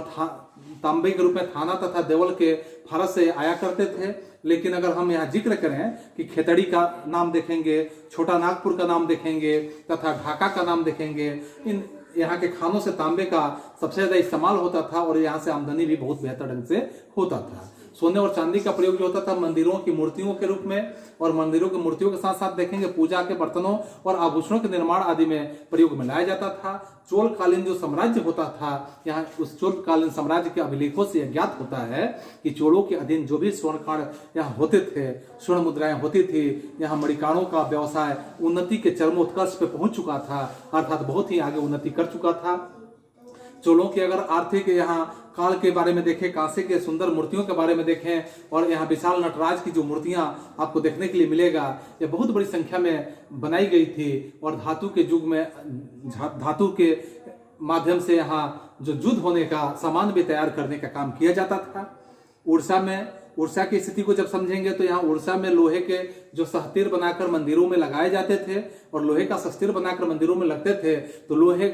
के तीर बनाना, इसके साथ भाले का प्रयोग करना, इसके बाद अग्रभाग तलवार का चाकू भी ये सब प्रयोग में लाए जाते थे। और बनारस में देखेंगे, मगध में देखेंगे, फिर नेपाल में देखेंगे, सौराष्ट्र में देखेंगे, इत्यादि कई ऐसे जगहों पर जब आपको जानकारियां मिलेगी। कलीन की बात को समझेंगे। तलवार बहुत वहां पसंद किया जाता था, जैसे जगहों की बनाई हुई तलवारें बहुत ज्यादा पसंद में लाई जाती थी, सबसे ज्यादा इसका मांग होता था। टीन और शीशा के रूप में आप समझेंगे कि यह बहुत ही, अगर कहा जाए तो इससे व्यवहार में इससे भी लाया जाता था। कांच के रूप में भी, कांच का भी इस्तेमाल जो होता था, इसका भी इस्तेमाल जो होता था शीशी बनाने में भी किया जाता था। दर्पण बनाने में, उस समय दर्पण नहीं बनाए जाते थे, इसलिए दर्पण का प्रयोग नहीं होता था। शीशे का प्रयोग में, लोहे आदि के उपकरण में भी प्रयोग, यहाँ कुओं के खोदने में या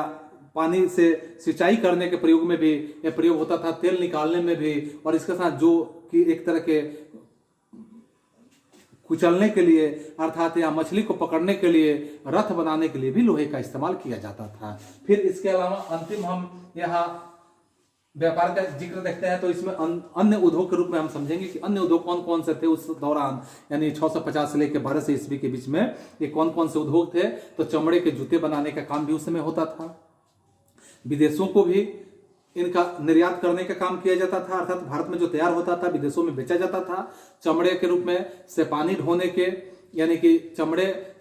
से अगर पानी ढोने के मशक तैयार किया जाता था, तो उस समय चमड़े से मशक तैयार करने का काम होता था। तेल के पीपे भी बनाने का काम चमड़े से किया जाता था। बंगाल और कश्मीर में जैसे नादों के रूप में भी बहुत इसका निर्माण करने के लिए प्रयोग में आया है। खासकर दक्षिण के कालीकट की स्थिति को समझेंगे तो कालीकट में भी आपको देखने के लिए मिलेगा कि कोची में जहाजों और नावों को बनाने में भी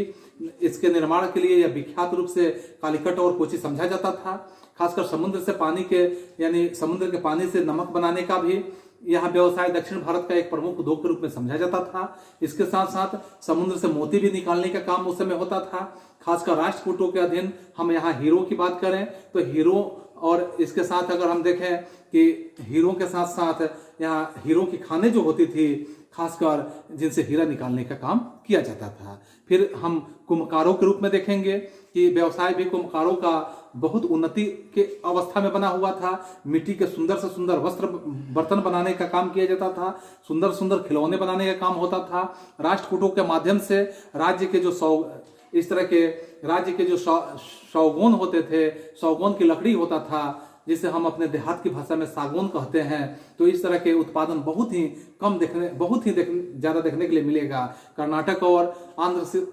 शक्कर की स्थिति को समझेंगे तो कर्नाटक और आंध्र शक्कर में उत्पादन के लिए भी यह बहुत प्रसिद्ध हुआ करता था। फिर आप यहाँ नारियल के तेल निकालने का जो प्रथा था, इसके रेशे से रस्सी और चटाई बनाने की प्रथा थी, इत्यादि ऐसे उद्योगों का इस्तेमाल किया जाता था। तो इस तरह से आपने देखा अभी तक कि दूसरे प्रश्न को बहुत आसानी से कैसे आपने सॉल्व किया। फिर इसके बाद आप इसके तीसरे प्रश्न को देखेंगे कि तीसरे प्रश्न में क्या होता है। प्रश्न में हम देखेंगे, जैसे यहाँ दिया हुआ है कि मोहम्मद बिन तुगलक की जीवनी एवं उपलब्धियों का वर्णन करें। तो मोहम्मद बिन तुगलक की जीवनी और उनकी उपलब्धियां अगर हम समझने का प्रयास करेंगे तो इसमें कई तरह के विवादास्पद बातें भी आती है। अलग अलग इतिहासकारों के माध्यम से अलग अलग तरह की बातें यहाँ सम्मुख होती है, जिनमें हम इतिहासकारों में जैसे मोहम्मद बिन तुगलक के चरित्र और उसके कार्यों के संबंध में देखें तो इसमें इतना विवाद भरा हुआ है कि एक इतिहासकार के रूप में जो एलिफिंस्टन के शब्दों में अगर हम विचार करते हैं तो देखते हैं कि मोहम्मद तुगलक पर बहुत बड़ा एक तरह का पागलपन का प्रभाव था, ऐसा कह के संबोधित करने का उन्होंने काम किया था कि वे बहुत बड़ा उसके अंदर पागलपन की विचारधाराएं थी। फिर यहाँ हेवेल के बारे में देखेंगे, यहाँ टॉमस के बारे में देखेंगे, स्मिथ के बारे में, इन लोगों का भी ऐसे विचार है, वह समर्थन के रूप में ही है कि वह पागलपन उसके अंदर भरा हुआ था। लेकिन फिर अगर हम ब्राउन के विचारों को देखते हैं तो ब्राउन कहते हैं कि मोहम्मद तुगलक जो थे वो पागल कहना, खूनी कहना, स्वप्न देखने वाली, सनकी, इस तरह के बातों को मान लेना ऐसा स्वीकार नहीं करते हैं। फिर यहाँ बर्नी के अनुसार आप देखेंगे, इब्न बतूता के अनुसार देखेंगे तो इन लोगों के अनुसार देखते हैं तो मोहम्मद तुगलक के बारे में इन लोग वर्णन करते हैं कि तुगलक का व्यक्तित्व इस प्रकार का होता है कि उसके व्यक्तित्व में गुण और दोषों के विषय में एक तरह से विपरीत मत रखने का वो काम करते हैं। इस तरह का विवाद हमेशा से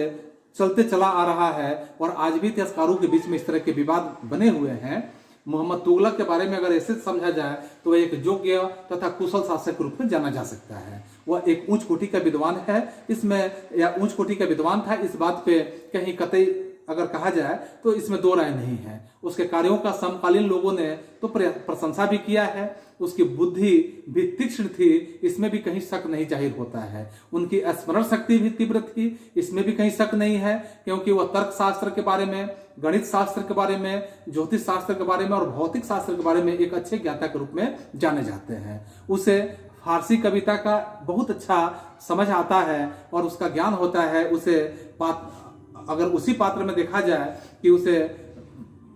इस पात्र में फारसी के कविता जो है, इस फारसी कविता के लिखने में बहुत ही आनंद मोहम्मद बिन तुगलक को यहाँ पे आता है और खुद फारसी कविता लिखने का काम करते हैं। उसे औषधि के बारे में भी बेहतर ज्ञान होता है। इस तरह के वह कुशल एक वैद्य के रूप में भी जाने जा सकते हैं कि एक अच्छे शासक के साथ साथ वह एक अच्छे वैद्य के रूप में भी जाने जा सकते हैं। विवादों के साथ साथ वाद विवाद जो होता है इतिहासकारों के बीच में, वह एक बात यहाँ बिल्कुल जाहिर हो जाता है और एक कलाकार के प्रयोग के दक्ष में वह स्वभाव से भी बिल्कुल उदार होते हैं। उनकी प्रकृति भी अच्छी होती थी, क्योंकि उनका व्यक्तित्व जो होता है, व्यक्तित्व के रूप में अगर देखा जाए तो व्यक्तित्व भी उनका महानता के रूप में कहीं कम नहीं आंका जा सकता है। वह दान देने में भी बहुत आगे रहा करते थे, किसी को दान देने में कहीं पीछे नहीं रहते थे। उनकी जो बातें ऐसे होती थी, उनकी आदतें थी, वह और लोगों से या और शासकों से देखा जाए तो बिल्कुल साधारण रूप से वह जिंदगी जीने का काम करते थे।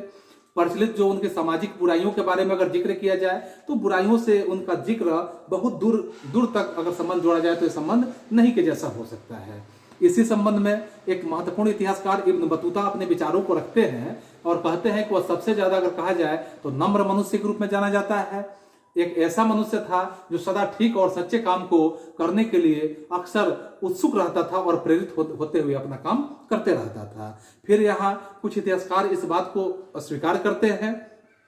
और कहते हैं कि कुछ इतिहासकारों के माध्यम से वह धार्मिक व्यक्ति नहीं था, ऐसा कहकर संबोधित किया गया है। वह पवित्र तथा योग्य मनुष्यों के हत्याकांड के लिए अगर कहा जाए कि हत्याकांड के लिए वो बिल्कुल उत्तरदायी हुआ करता था, तो यहाँ इब्न बतूता भी फिर अपने बातों को रखते हुए कहते हैं कि मोहम्मद तुगलक जो थे निष्ठा के प्रति या निष्ठा के साथ साथ अगर कहा जाए कि धार्मिक सिद्धांतों का अनुसरण करने में कहीं भी पीछे नहीं रहता था। खासकर अगर यह भी कहा जाए कि वह स्वयं के रूप में अपने आप में वो प्रार्थना किया करता था और उस प्रार्थना में जैसे मनुष्यों को दंड देने का काम जो होता था वह पूजा पाठ में बिल्कुल उदासीन भी रहता था। ऐसे बातों का जिक्र किया गया है। उसकी कल्पना शक्ति के बारे में बताया गया है कि वो बहुत ही तीव्र बुद्धि का था। उसके पास जो होता था कि जो व्यवहारिक न्याय और सामान्य बुद्धि का एक अभाव हुआ करता था। इतिहासकारों के हिसाब से कि व्यवहारिक न्याय क्या होना चाहिए, सामान्य बुद्धि किस प्रकार का प्रयोग किया जाना चाहिए, इसका बिल्कुल उसके राजा होने के साथ साथ यह जानकारियों का अभाव था, क्योंकि उसका स्वभाव एक तरह से गर्म था। वह प्रत्येक काम को बहुत तेजी से किया करता था, हमेशा कार्यों को करने में कहीं विलंब नहीं करता था, बहुत तेजी से करता था। वह किसी का भी अपने प्रति विरोध को सह नहीं पाता था। उसके ऊपर अगर कोई विरोध जताता था तो विरोध को सह नहीं पाता था और इसके साथ विरोधियों को तो वह देखना भी पसंद नहीं करता था। वह अपने अधिकारियों या विरोधी जो होते थे उस विरोधियों को कड़ा से कड़ा दंड देने में भी वह दंड दिया करता था। इसी संबंध में बर्नी महोदय ने अपने विचारों को रखते हुए बताया है कि उसने जो कुछ सोचा अच्छा सोचा, परंतु अपनी योजना जो था, योजना को लागू जो सोचा मन के अंदर, अपनी योजना को लागू कर दिया। अपना कोष इस तरह से उसने अपने प्रदेशों को भी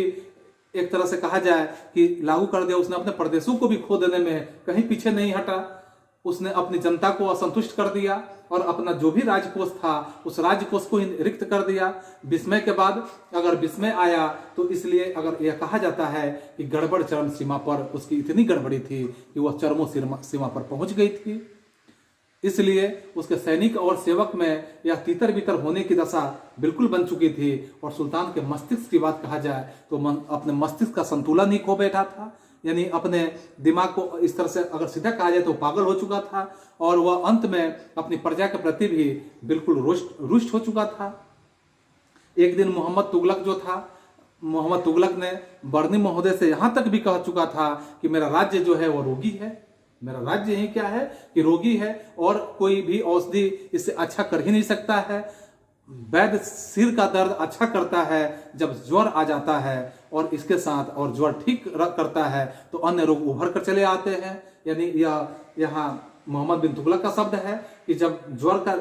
ज्वर का इलाज हो जाता है तो दूसरा रोग उसके सामने प्रकट हो जाते हैं। इसलिए मेरे राज्य में अशांति फूट पड़ी है, और मेरे राज्य में जब अशांति फूट पड़ी है तो यदि मैं इसे एक स्थान पर दबाता हूं तो दूसरे स्थान पर उठ जाती है। उसे एक जिले से अगर मैं रोकने का प्रयास करता हूं तो दूसरे जिले में गड़बड़ हो जाती है। बड़े अपराधी के लिए छोटा दंड देता हूं तो छोटे छोटे अपराध के लिए मृत्युदंड दे देता है। और इस तरह से विद्वानों ने मोहम्मद बिन तुगलक को यहाँ एक तरह से कहा जाए कि विपरीतताओं के साथ एक तरह के सम्मिश्रण के रूप में भी संबोधित करने का काम किए हैं। उसमें गुण के साथ साथ कुछ दोष भी है। जैसे हर व्यक्ति में गुण के साथ एक दोष होता है, तो वैसे ही सम्राट के अंदर गुण के साथ दोष भी है। वह जहाँ उदार व्यक्तित्व वाला होता है वहीं विनम्र व्यक्तित्व वाला भी होता है, वहीं दयालु भी होता है, और क्रूर भी होता है, कठोर भी होता था। और इस तरह से दरबार में आने वाले जो भी लोग होते थे या जो भी दरबारी होते थे, उपहार भी देने का वो बेहतर काम करता था। अत्याचारियों को मृत्युदंड देने का भी काम करता था। सुल्तान का स्वभाव इस प्रकार से बना हुआ था कि यहाँ यह बात जिक्र में आता है कि उसका स्वभाव ऐसा बना हुआ था, कोई व्यक्ति यदि यह कह सकता था कि वह किसी को क्या देगा, ऐसे व्यक्तियों को वह दान देगा या उसे फांसी पर लटका देगा, यह कोई निश्चित नहीं था। क्योंकि उसका दिमाग इस तरह से घुमा हुआ था कि जिस व्यक्ति को मृत्युदंड मिलना चाहिए था उसे उपहार देके भी भेज देता था, और जिसे उपहार मिलना चाहिए उसे मृत्युदंड भी दे देने का काम करता था। और लोगों की भावनाओं की चिंता ही नहीं करता था। ऐसा इसलिए ही होता था कि वह अपने मस्तिष्क का संतुलन खो चुका था। इसी तरह से मोहम्मद बिन तुगलक के बारे में फिर आगे बातें बताई जा रही है कि वह प्रतिकूल अवस्था थी, इससे वह विचित्र मिश्रण अपना बनाकर रख चुका था। इसी संबंध में डॉक्टर ईश्वरी प्रसाद ने अपने विचारों को व्यक्त करते हुए कहा है कि उसे खून का प्यास होना और पागल होने का दोष देना एक तरह से निराधार कहा जा सकता है। इसलिए मोहम्मद बिन तुगलक जो है विक्षिप्त या पागल नहीं था। वह धार्मिक वर्ग के लोगों के जो लोग थे उसी ने उसे खून का प्यासा होने का दोष आरोपित किया है कि जो उसके धर्म को नहीं जानते थे या उस धर्म को नहीं मानते थे उसे खून का प्यासा साबित किए हैं। फिर आपके पर्सी ब्राउन इतिहासकार हैं, इनके अनुसार कहा जाए तो वो पागल था। या ऐसा विचार है कि जिसका समकालीन लोग कोई संकेत नहीं देते हैं। वह एक स्वप्न दर्शक भी था। उसका बहुरूपी अगर व्यवहार और तेजपूर्ण चरित्र के बारे में देखा जाए हमें ऐसा विश्वास करने से वो रोकता था। लेनपुल के अनुसार भी अगर देखा जाए तो मोहम्मद बिन तुगलक जो था मध्य युग का सबसे अगर विलक्षण जीव के रूप में जाना जाए तो विलक्षण जीव था, क्योंकि वह एक ऐसा व्यक्ति था जिसका विचार अपने समय में बहुत ही आगे था और सबसे वो आगे सोचने का काम करता था। वह अपनी योजनाओं में अधिक समय नहीं लेता था या अधिक योजना को लागू करने में बिल्कुल साहसी होता था, और खासकर वह कविता का तीक्ष्ण विद्यार्थी के रूप में भी जाना जाता था। वह भारतीय शिक्षा की लातीनी शैली का उस्ताद के रूप में जाना जा सकता है। यूनानी तर्कशास्त्र और वेदांत के रूप में अगर हम देखें तो यहाँ शास्त्र ने उसे प्रशिक्षित एक तरह का प्रशिक्षण भी प्राप्त था। विद्वान उसे विवाद करते हुए यहाँ बिल्कुल अपने आप में डरते भी हैं, क्योंकि गणित और विज्ञान का भी वह बहुत बड़ा प्रेमी था। अतः वह उन सब विषयों के संबंध में पूरी तरह से अगर कहा जाए तो वह पूरी तरह से निपुण था, उसमें कहीं निपुणता में कमी नहीं थी। अतः उस युग का उस देश की संस्कृति के द्वारा वह प्राप्त हो सकता था। ऐसा मोहम्मद बिन तुगलक के अंदर यह कल्पनाएं थी, ऐसी विचारधाराएं थी, ऐसा उसका जीवनी था। और इस तरह से आपका यहाँ तीसरा प्रश्न का भी समाप्ति होता है। फिर आप देखेंगे इसके बाद चौथे प्रश्न पे हम देखेंगे। चौथे प्रश्न में जैसे दिया है कि दिल्ली सल्तनत में वास्तुकला के उद्भव और विकास का वर्णन करना है। तो दिल्ली सल्तनत में के जो वास्तुकला है उस वास्तुकला का उद्भव और विकास किस प्रकार से होता है, इसको जानने से के साथ साथ हम बहुत तरह की बातों को समझेंगे। सबसे पहले जैसे हम इसमें जिक्र में देखेंगे गुंबद के बारे में, ऊंची मीनार, महराब, भूमि गिरी, अर्थात इसमें तहखाने के बारे में जो जिक्र करेंगे। तो सल्तनत काल की जो व्यवस्था होता है, सल्तनत काल में जो स्थापत्य कला की व्यवस्था होती है, इसका विकास का जहाँ क्रम हम देखते हैं तो इसका विकास इस प्रकार से होता है कि सल्तनत काल के स्थापत्य कला के बारे में देखेंगे, इसके विकास की स्थिति को समझेंगे, और इसके स्थापत्य कला और विकास को यदि हम चाहें तो दो भागों में बांटने का काम कर सकते हैं। इसके साथ साथ जैसे हम केंद्रीय स्थापत्य कला के रूप में देख सकते हैं या हम दूसरे प्रांत की स्थापत्य कला के रूप में भी इसको अलग बांट सकते हैं। इसके साथ अगर देखें कि जिस समय जैसे तुर्क के समय में या तुर्क हमारे देश में आए हुए थे, तुर्किस्तान से जब तुर्क आए हुए थे, तो उस समय हमारे देश की स्थिति इस प्रकार की बनी हुई थी कि मध्य एशिया की विभिन्न जातियां जो थी, अलग अलग प्रकार की जातियों की स्थापत्य कला का एक विशिष्ट शैली का विकास भारत में देखने के लिए मिला है। क्योंकि 12वीं शताब्दी में, जब 12वीं शताब्दी का जिक्र हम देखते हैं, तो वहाँ तुर्कों के साथ जो स्थापत्य की शैली भारत में आज भी विद्यमान है, उसमें न तो हम पूर्ण रूप से कहें तो पूरी तरह से, और न तो हम पूर्ण रूप से अरबी ही कह सकते हैं, और न पूरी तरह से हम इस्लामी ही कह सकते हैं। क्योंकि इस काल में स्थापत्य कला की कई अलग तरह की विशेषताएं हैं। भारत की जो स्थापत्य कला था, न तो अरबों के आधार पर निश्चित था और न ही वह इस्लामों के आधार पर निश्चित था। अर्थात इसमें अलग अलग रूप में, जैसे हम देखेंगे कि अलग अलग रूप में, जैसे गुंबद के रूप में देख सकते हैं, मीनार के रूप में देख सकते हैं, महराब के रूप में, भूमिगिरी यानी तहखाने के रूप में। भूमिगिरी का मतलब आप समझ रहे हैं कि भूमि के अंदर जो गिरी बनाया जाता है, अर्थात राजाओं के शासनकाल में जो तहखाने के रूप में हम इसको प्रयोग कर सकते हैं। यानी राजा तहखानों के रूप में लोगों को सजा देने का काम करते थे। तुर्क लोग जो होते थे, जिस तरह की या हमारे देश में जैसे आए हुए थे, उन्हें स्थापत्य के रूप में एक विकसित शैली यहाँ पर देखने के लिए मिला, क्योंकि उनके यहाँ इस तरह की शैली का विकास नहीं हुआ था। जब भारत में आए तो भारत में इस शैली को देखे, लेकिन धर्म यहाँ अलग होने के कारण, क्योंकि वे लोग तो इस्लाम धर्म से आए हुए थे, और इस्लाम धर्म के होने के कारण वे अपने विचार और भावों के अनुरूप यहाँ इमारतें बनाने का प्रयास करने लगे थे। और वे चाहते थे कि यहाँ पे इमारतें बनाए, यहाँ पे अपने भवन को बनाए, महल को बनाए, और उन्होंने जहाँ पे इमारतें बनवाई, और उस तरह से अगर देखा जाए तो देश के अंदर उनके माध्यम से बनाई गई जो इमारतें हैं, वो देसी कला के साथ साथ देसी कला के प्रभाव को स्पष्ट रूप से यहाँ सम्मिश्रित होते हुए नजर आता है। और इस शैली और यहाँ विदेशियों की जो स्थिति होती है, इस विदेशियों की स्थिति में मिश्रण की कला का यहाँ पे जन्म शुरू होता है। क्योंकि भारतीय जो शैली होता है वह कुछ अलग ढंग की होती है और विदेशियों की शैली अलग ढंग की होती है। और दोनों का शैली जब यहाँ पे मिल जाता है, क्योंकि उनको भारत की शैली पसंद नहीं थी और भारत में उनकी शैली पसंद नहीं थी, लेकिन ऐसे सम्मिश्रण रूप से जब बनाने का काम करते हैं, तो यहाँ सल्तनत काल की बातों को जब हम समझेंगे तो स्थापत्य कला में एक तरह की पर्याप्त उन्नति के मात्रा के या उन्नति के रास्ते पर देखते हैं तो 12वीं शताब्दी के अंत में एक के बाद एक यानी 5 राजवंश यहाँ दिल्ली पे शासन करने लगते हैं। जिन यहाँ 5 राजवंश के बारे में हम देखेंगे और अलग अलग ढंग से यहाँ सबके बारे में हम वर्णन करेंगे कि 5 राजवंशों के माध्यम से अर्थात दिल्ली पर शासन करने का और स्थापत्य कला का उदाहरण छोड़कर लुप्त हो जाने का यहाँ पे प्रमाण प्रस्तुत किए हुए हैं। हिंदू मुस्लिम शैली एक दूसरे के साथ साथ यहाँ प्रभाव में आकर जो सामंतवादी यहाँ स्वरूप होता है, स्वरूप को ग्रहण करने में एक तरह का विचार अपना प्रकट करते हैं। इसी आधार पर यहाँ एक इतिहासकार ताराचंद महोदय के अनुसार कहा भी जाता है कि मुस्लिम कला की जो सरलता है और तथा यहाँ की तर्कशीलता है यानी कर्कशता है, इस आधार पर कहा जाए कि यह कम होने और साथ साथ में अगर देखा जाए तो हिंदू कला की बाहुल्य शक्ति पर एक तरह का प्रतिरोध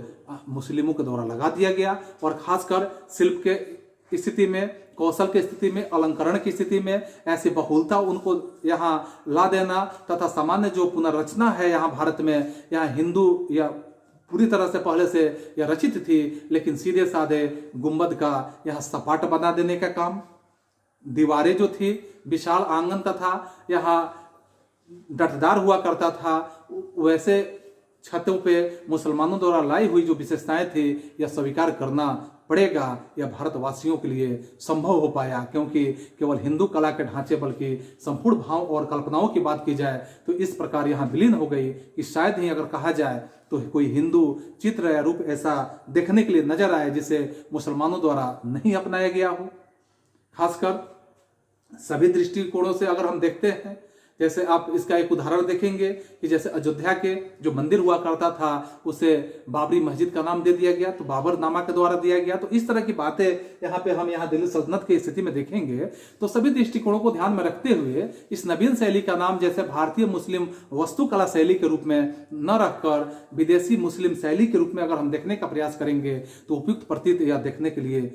हासिल होता है। क्योंकि मध्य युगीन जो नवीन शैली का प्रयोग किया गया है ऐसे शैली के विकास में जो दोनों स्थितियों में एक तरह से महत्वपूर्ण योगदान के रूप में देखने के लिए मिलेगा, इसमें कोई भी संदेह की बात नहीं होता है। कि काल का निर्मित इमारत जब होता है, समय बीतते जाता है, तो उस स्थिति में इसके स्वरूप में यहाँ मुस्लिम का प्रादुर्भाव होता था, परंतु इसमें मांस तथा रुधिर एक तरह से भारतीय के रूप में देखा जा सकता है। अब इसमें हम देखेंगे कि जो यहाँ पे वस्तुकला के विकास की जो दशा देखेंगे कि वस्तुकला के विकास की स्थिति क्या होता है। तो यहाँ हिंदू मुस्लिम जो स्थापत्य कला है, ऐसे शैली के विकास में मुसलमान शासकों के माध्यम से अनेक वर्षों तक लगातार अगर कहा जाए तो यहाँ वे इस प्रयास में उनका ये परिणाम रहा है कि दिल्ली के जो कुल यानी कुतुब मस्जिद हुआ करता था तथा यहाँ कुतुब मीनार से प्रारंभ होकर वह यहाँ शैली पर विभिन्न प्रकार के युगों से होती हुई अगर देखा जाए तो आगरा के फतेहपुर सीकरी का जब हम जिक्र करते हैं कि आगरा में जो फतेहपुर सीकरी जो बना हुआ है, इसके साथ साथ अगर हम देखते हैं यहाँ जो यह उन्नति के चरम सीमा पर पहुंच गई। और इसके साथ फिर अगर हम देखते हैं कि सल्तनत कालीन जो व्यवस्थाएं होती है, इस व्यवस्था के माध्यम से इसके विकास को अगर हम बांटने का प्रयास करते हैं, इसे 3 भागों में बांटने का काम कर सकते हैं। या 3 भाग कौन कौन से हो सकते हैं? तो पहले भाग में अगर रखें तो गुलाम तथा खिलजी वंश के बारे में हम देख सकते हैं कि गुलाम वंश यानी कि और खिलजी वंश होंगे। दूसरा अगर देखते हैं तो यहाँ तुगलक शासक वंश के शासनकाल में हम समझेंगे। और तीसरा देखेंगे तो सैयद बंधुओं के माध्यम से यानी सैयद और लोदी काल के समय में हम इसको समझ सकते हैं। तो यहाँ गुलाम वंशीय कला जो है, गुलाम वंशीय कला, तो गुलाम वंशीय कला में अगर पहले इसके खंड में देखेंगे तो इस काल की अगर हम विवेचना करते हैं तो इस काल की जो वस्तुकला की स्थिति होती है वह स्थिति इस प्रकार की होती है कि इसमें प्रथम चरण में अगर हम कहें तो प्रथम चरण में इसे माना जाने का काम किया जाने लगा। इसमें कई तरह के अलग अलग यहाँ प्रकार देखे गए कि यहाँ कुतवात उल इस्लाम मस्जिद का निर्माण किया गया। तो कुतवात उल इस्लाम मस्जिद का निर्माण जब हुआ तो जहां तक अलंकरण की बात आता है, इसमें जो अलंकरित किया गया है इसमें हिंदू मुस्लिम के साथ साथ जो शैलियों का यहाँ स्पष्ट सम्मिश्रण देखने के लिए मिला है। यहाँ फूल पत्तियों के माध्यम से या फूल पत्तियों से सुसज्जित किया हुआ यहाँ ऐसे शैली का विकास किया गया है जो जिसे हम तुगरा शैली के नाम से जान सकते हैं। यानी यह जो मस्जिद का निर्माण किया गया है किस शैली में हुआ है? तो तुगरा शैली में किया गया है, क्योंकि यहाँ तुगरा शैली के कुरान की आयातों में यह लिखा गया है। 2 वर्षों तक यह मस्जिद जो बना हुआ था इसी दशा में यह रहने के पश्चात जब यहाँ देखा जाता है तो 1230 ईस्वी में मस्जिद के प्रांगण में एक तरह से दुगुना अगर कहा जाए तो दुगुना या उसके प्रांगण को कराने का काम किया गया। इसका जो उद्देश्य था यहाँ खासकर नमाज पढ़ने के लिए या अधिक से अधिक लोगों को एकत्रित होने के लिए इस शैली का इस्तेमाल किया गया। फिर यहाँ हम दूसरी स्थिति में देखेंगे कुव्वत उल इस्लाम मस्जिद के बाद कुतुब मीनार का निर्माण। तो कुतुब मीनार का निर्माण क्यों किया गया? तो कुतुब मीनार जो है यह दिल्ली से 12 मील की दूरी पर मेहरौली नामक स्थान पर अवस्थित है। तो मेहरौली नामक जगह पर अवस्थित है जिसमें 1206 ईस्वी में इसका निर्माण किया गया था, अर्थात कुतुबुद्दीन ने इसका निर्माण का शुभारंभ करवाया था। खासकर अगर हम कहें कि अचानक जैसे यहाँ पे उसके द्वारा एक योजना बनाई गई और 4 मंजिल के रूप में यानी 225 फीट ऊंची यह इमारत बनी हुई इमारत है और 225 फीट ऊंचे इमारत के रूप में इसे जब बनवाया गया तो इसका एक ही उद्देश्य था कि जैसे ही उसकी अचानक मृत्यु हो जाती है तो मृत्यु के कारण इस पर जो योजना रखी गई थी वो योजना पूरी तरह से नहीं पूरी हो सकी, क्योंकि इसकी योजना जो थी नीचे की अगर परिधि को देखा जाए तो इसकी परिधि जो है 48 फीट लंबी इसकी परिधि है और ऊपर की ओर से अगर देखा जाए तो इसकी परिधि कम होते हुए अर्थात मीनार की कुल जो यहाँ पे सीढ़ियां बनाई गई है वो मीनार की सीढ़ियां 375 सीढ़ियों के रूप में वहां पे वर्णन किया गया है। इसका निर्माण किया गया था, यानी कई इल्तुतमिश के माध्यम से यह पूरा करने का काम किया गया और फिर इसका द्वितीय मंजिल का जो कार्य किया गया, द्वितीय मंजिल के दरवाजे का इसका वर्णन है। जहां 6ठी मंजिल पर देखेंगे तो 6ठी मंजिल पर संगमरमर की जो बुर्जी की, 7वीं मंजिल पर फिर देखेंगे कि 7वीं मंजिल पर खुदाई का काम कलश पर किया गया है और इस पर एक इस्लामी झंडा लहराते हुए नजर आता है। तो इस तरह से इसमें इस्लाम धर्म को प्रमुखता देने के लिए या इस्लाम धर्म को ऊंचे स्थान पर झंडा लहराने के लिए इस मीनार का प्रयोग किया गया था। और इस तरह से फिर हम देखेंगे तीसरे रूप में 2.5 दिन का झोपड़ा का जो निर्माण किया गया था। तो 2.5 दिन के झोपड़ा का निर्माण यानी इस इमारत का जो प्रयोग किया गया था इसको भी कुतुबुद्दीन ऐबक ने अजमेर में ही बनवाने का काम किया था। 2.5 दिन का झोपड़ा अजमेर में बना था। इसके नाम में विशेष अगर कहा जाए तो विषम मतभेद देखने के लिए मिलता है, क्योंकि सर यहाँ जॉन मार्शल अपने विचारों को रखते हुए कह रहे हैं कि इस मस्जिद का निर्माण 2.5 दिन में ही हुआ था, इसलिए इसका नाम 2.5 दिन का झोपड़ा रखा गया था। लेकिन इसे 2.5 दिन का झोपड़ा कहते हैं। लेकिन फिर अगर कहा जाए कि यहाँ पर्सी ब्राउन अपने विचारों को रख रहे हैं। यहाँ एक झोपड़ी के पास 2.5 दिन का मेला लगता था, यानी एक झोपड़ी था, वहां पे 2.5 दिन का मेला लगता था। इस कारण से इस स्थान को 2.5 दिन के झोपड़ा के नाम से जाना जा सकता है। अब फिर यहाँ बिग्रराज विशल देव के माध्यम से भी यहाँ इसने भी अपने स्थान पर एक सरस्वती मंदिर का निर्माण करवाया था। कुतुबुद्दीन ऐबक ने उसी को तोड़कर वहां मस्जिद बनवाने का काम किया था, अर्थात सरस्वती मंदिर को तोड़वाकर वहां मस्जिद बनवाया गया था। इल्तुतमिश को मकबरे शैली की एक जन्मदाता के रूप में जाना जा सकता है और ऐसे कहा भी जाता है कि इसमें किसी तरह की अतिशयोक्ति हो ही नहीं सकती है। अपने पुत्र नसीरुद्दीन मोहम्मद की पुण्यतिथि में सुल्तान ने यहाँ कुतुब मीनार के से यहाँ 3 मील दूरी पर जो मकानपुर एक जगह होता है, वहाँ मकानपुर में मकबरे बनवाने का अपने मन में निश्चय कर लिया। और इसी आधार पर पर्सी ब्राउन के अनुसार ही यहाँ सुल्तानगढ़ी जो जगह है वहाँ का शाब्दिक अर्थ होता है गुफा का सुल्तान होता है, अर्थात एक कहा जाए कि कला की दृष्टि से यह हिंदू मुस्लिम की शैली का एक रोचक नमूना हम लोग के बीच में प्रस्तुत करने का काम किया गया था। सुल्तान इल्तुतमिश ने यहाँ पे कुछ और भी कार्यों के माध्यम से, जैसे दिल्ली से 150 मील अगर दक्षिण पूर्व की स्थिति में देखा जाएगा तो एक बदाऊं नामक जगह होता है जहां पे कुछ इमारतों का निर्माण करके हिंदू मुस्लिम शैली के विकास की पूर्ण रूप से योगदान दिखाने का प्रयत्न किया है। इस इमारतों में हौजे सम्मी का नाम यानी हौजे सम्मी ईदगाह तथा जमा मस्जिद जो नाम आता है, स्थापत्य कला की दृष्टि से जमा मस्जिद का भी जो काम किया गया है एक तरह का महत्वपूर्ण उदाहरण यहाँ प्रस्तुत होता है। फिर अभी तक की जो निर्मित मस्जिद है, इस मस्जिदों में यह सबसे विस्तृत और सुदृढ़ रूप से इस मस्जिद को जाना जाता है, क्योंकि इसका निर्माण कार्य जो हुआ था वह 1223 ईस्वी में, यानी 1223 ईस्वी में इसका निर्माण किया गया था। पुनः हम देखेंगे यहाँ इल्तुतमिश के मकबरा। तो इल्तुतमिश के मकबरे में जब हम देखते हैं तो यहाँ कुतुब मस्जिद जो है, कुतुब मस्जिद के पास दिल्ली के इल्तुतमिश का मकबरा अवस्थित है। इसका निर्माण इल्तुतमिश जब मर गया तो उसके मरने के कुछ ही समय पूर्व यानी 1235 ईस्वी में यह प्रारंभ किया गया था। और इस तरह से फिर अगले हम वर्णन देखते हैं दरगाह मुइनुद्दीन का मकबरा। तो इसमें हम देखेंगे कि यह दरगाह हिंदू मुस्लिम वास्तु शैली का एक प्रसिद्ध इमारत के रूप में अगर जाना जाए तो इसमें कहीं भी शक नहीं है, क्योंकि इल्तुतमिश ने इसमें जो खानकाह का निर्माण करवाया था, इस खानकाह के माध्यम से अलाउद्दीन खिलजी ने यहाँ की इमारतों का विस्तार करने का भरपूर प्रयास किया था। फिर हम अगले बिंदुओं पर देखते हैं खिलजी कालीन जो वास्तुकला है। तो खिलजी कालीन वास्तुकला में चूंकि हम यहाँ सुल्तान की बातों को करते हैं तो अलाउद्दीन खिलजी का अगर अधिकांश हम समय की बात करेंगे या अधिकांश उनके समय में युद्धों की स्थिति को देखेंगे, फिर भी उनका स्थापत्य कला जो है यहाँ विकास की रुचि में एक तरह से ऐसे रुचि दिखाई पड़ती है जो सुल्तान अलाउद्दीन के रूप में। खासकर यहाँ देखेंगे कि इसके जो भवन के निर्माण की कला है या वैसे भवन को निर्माण कराने के इन्होंने काम किया था, जिसमें उसने दिल्ली की रक्षा के लिए जो किलेधारी के रूप में समझे या उसके एक दुर्ग के रूप में समझे, ऐसे ही वो बनवाने का काम किए थे। इस काल की अगर कहा जाए कि इमारतों में निम्नलिखित 2 इमारतें सबसे प्रमुख यहाँ होता है। जो 2 इमारतों में एक इमारत अलाई दरवाजा का नाम अगर हम देखेंगे तो अलाई दरवाजा जो यहाँ का एक इमारत होता है जो युद्ध काल में, अर्थात यहाँ कहेंगे कि इसका निर्माण कार्य जो हुआ था 1310 ईस्वी से लेकर और 1311 ईस्वी के बीच में, अर्थात यह 1 वर्षों के अंतराल में हुआ था। और इसका जब प्रारंभ किया गया था तो यहाँ खासकर यह कहा जा सकता है कि सर जॉन मार्शल अपने विचारों को रखते हुए कह रहे हैं कि यह जो अलाई दरवाजा है इस्लामी स्थापत्य कला के माध्यम से यह एक तरह के विकास करने का महत्वपूर्ण प्रक्रिया था, क्योंकि इसकी खुदाई और जुड़ाई का जो कार्य हो रहा था यह सुंदरता की दृष्टि से बहुत ही अद्वितीय देखने के लिए यह दिखता है। फिर यहाँ दूसरे हम देख सकते हैं कि जमात खां मस्जिद का निर्माण जो कराया गया था। इस जमात खां मस्जिद का काम क्या था, तो इसमें यह प्रथम एक ऐसा मस्जिद था जिसमें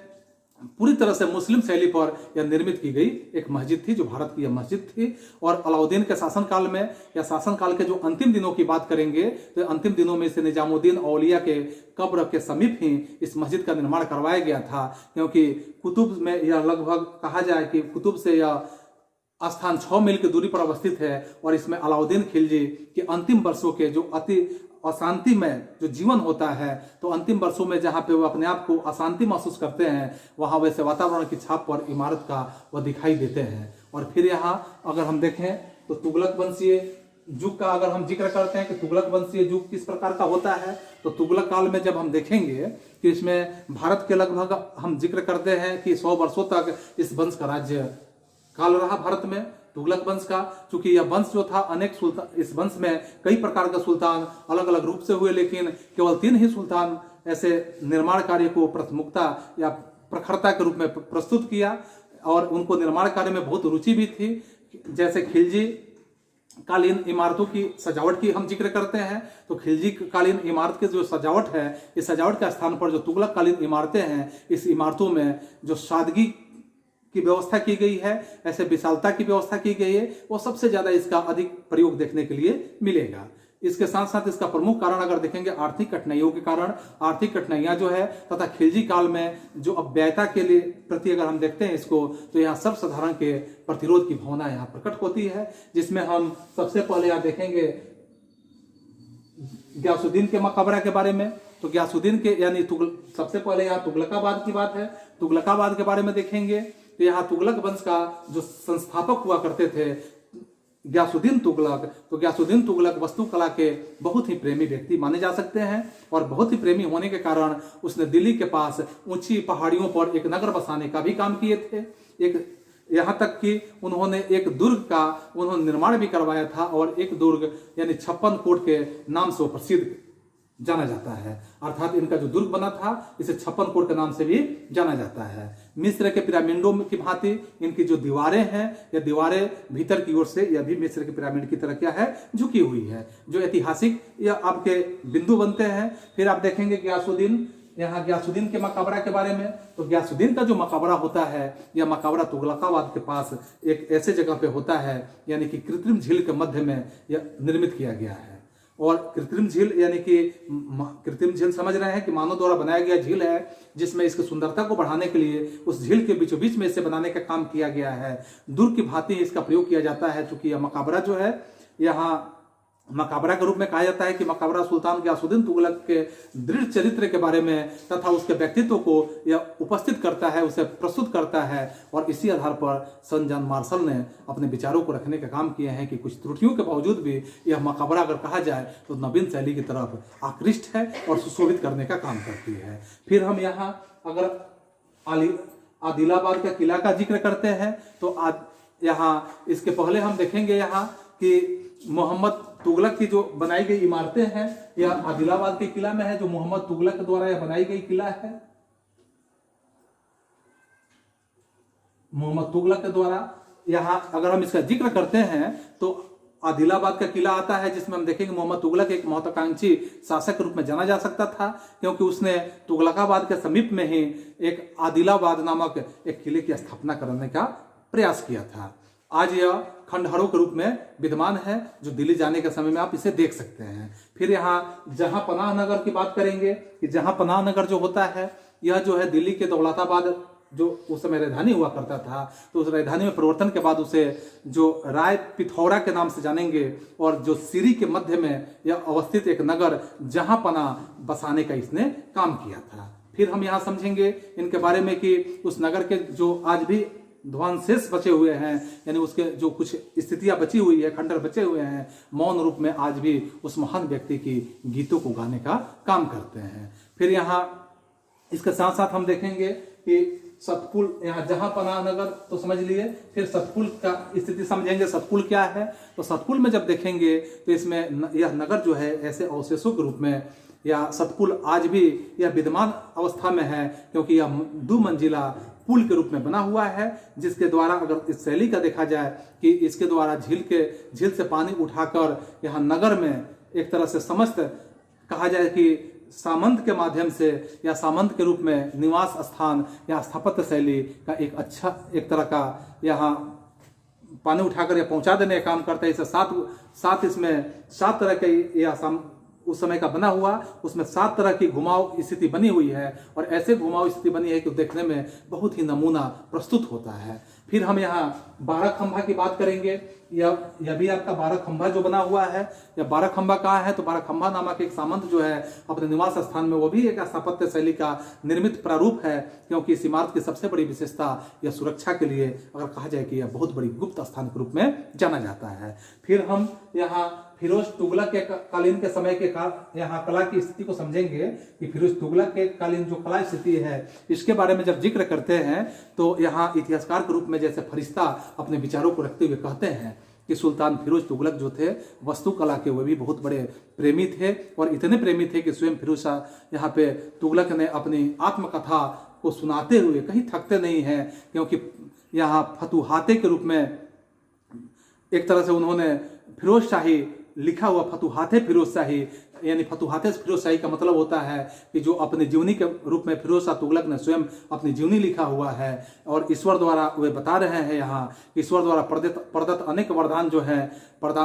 वैसे अनेक वरदानों में उनके जो मस्जिद की बात है, कॉलेज एवं मठ की बात है, ताकि विद्वान एक वृद्ध सज्जन के रूप में, भक्त के रूप में और पवित्र जन तथा इन उपासना में गृह में ईश्वर उपासना कर सके, और इस तरह से उनके दयालु निर्माण की जो प्रक्रिया है, या इस तरह से दयालु निर्माता को अपनी प्रार्थना में वह सहायता प्रदान करने का काम कर सके। मोहम्मद तुगलक के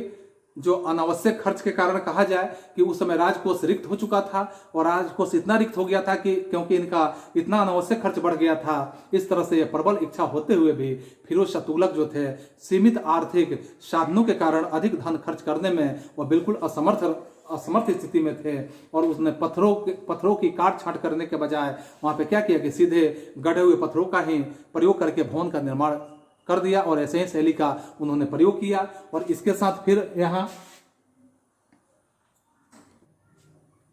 देखने से ही पता चलता है कि उसमें सुंदर कलाकृतियां नहीं की गई थी, और सुंदर कलाकृतियां नहीं की गई थी ताकि धन का भाव था, और धन का भाव के कारण सुंदर कलाकृतियां नहीं की गई थी, तो उसमें सुंदरता का भाव बहुत ज्यादा होता है, क्योंकि पत्थरों को ऐसे सजा के जब उसे निर्मित किया गया था तो उसमें सुंदरता का, उस कृतियों में सुंदरता का भाव होता है। क्योंकि सुल्तान जो है यहाँ सुल्तान फिरोज शाह तुगलक ने अपने पूर्वजों की भांति फिरोजाबाद में या फतेहाबाद में, और इसके साथ साथ जौनपुर में, हिंसार में आदि नगरों को बसाने का इन्होंने काम किया था। और साथ में उनकी अमर कृति यहाँ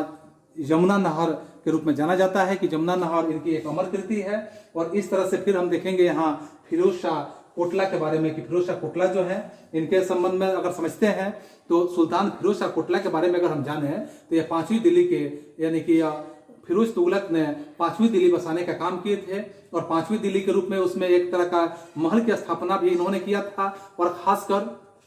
कोटला जो है फिरोज शाह तुगलक के नाम से यह प्रसिद्ध है, क्योंकि कोटला में जो फिरोज शाह तुगलक का नाम आता है, जिक्र होता है, तो यह प्रसिद्ध होता है। यहाँ की प्रमुख इमारतों में अगर हम देखते हैं कि जामा मस्जिद का निर्माण यहाँ हुआ था, और इसके सामने अशोक का जो स्तंभ है, इसके साथ जैसे हम सुल्तान के बारे में समझेंगे, सुल्तान के इस स्तंभ के स्थिति में कि सुल्तान का जो स्तंभ होता है, इसके साथ अंबाला जिले के जो तोबारा गांव है, यहाँ से लाकर यह गढ़वाने का काम किया गया था। खासकर एक दूसरे स्तंभ में जैसे मेरठ के समीप में हम लाकर देखेंगे, तो मेरठ के समीप लाकर जैसे कुछ शिकार यानी कि महल के सामने यह गढ़वाने का काम किया गया था। फिर इसमें मस्जिद और मकबरे का जो निर्माण किया गया था, या मस्जिद और मकबरे किस प्रकार के बनाए गए थे, तो इसमें अगर हम समझते हैं मस्जिदों में, तो इस काल की जो मस्जिदें हैं, मस्जिदों के द्वारा फिरोज शाह यहाँ पे फिरोज शाह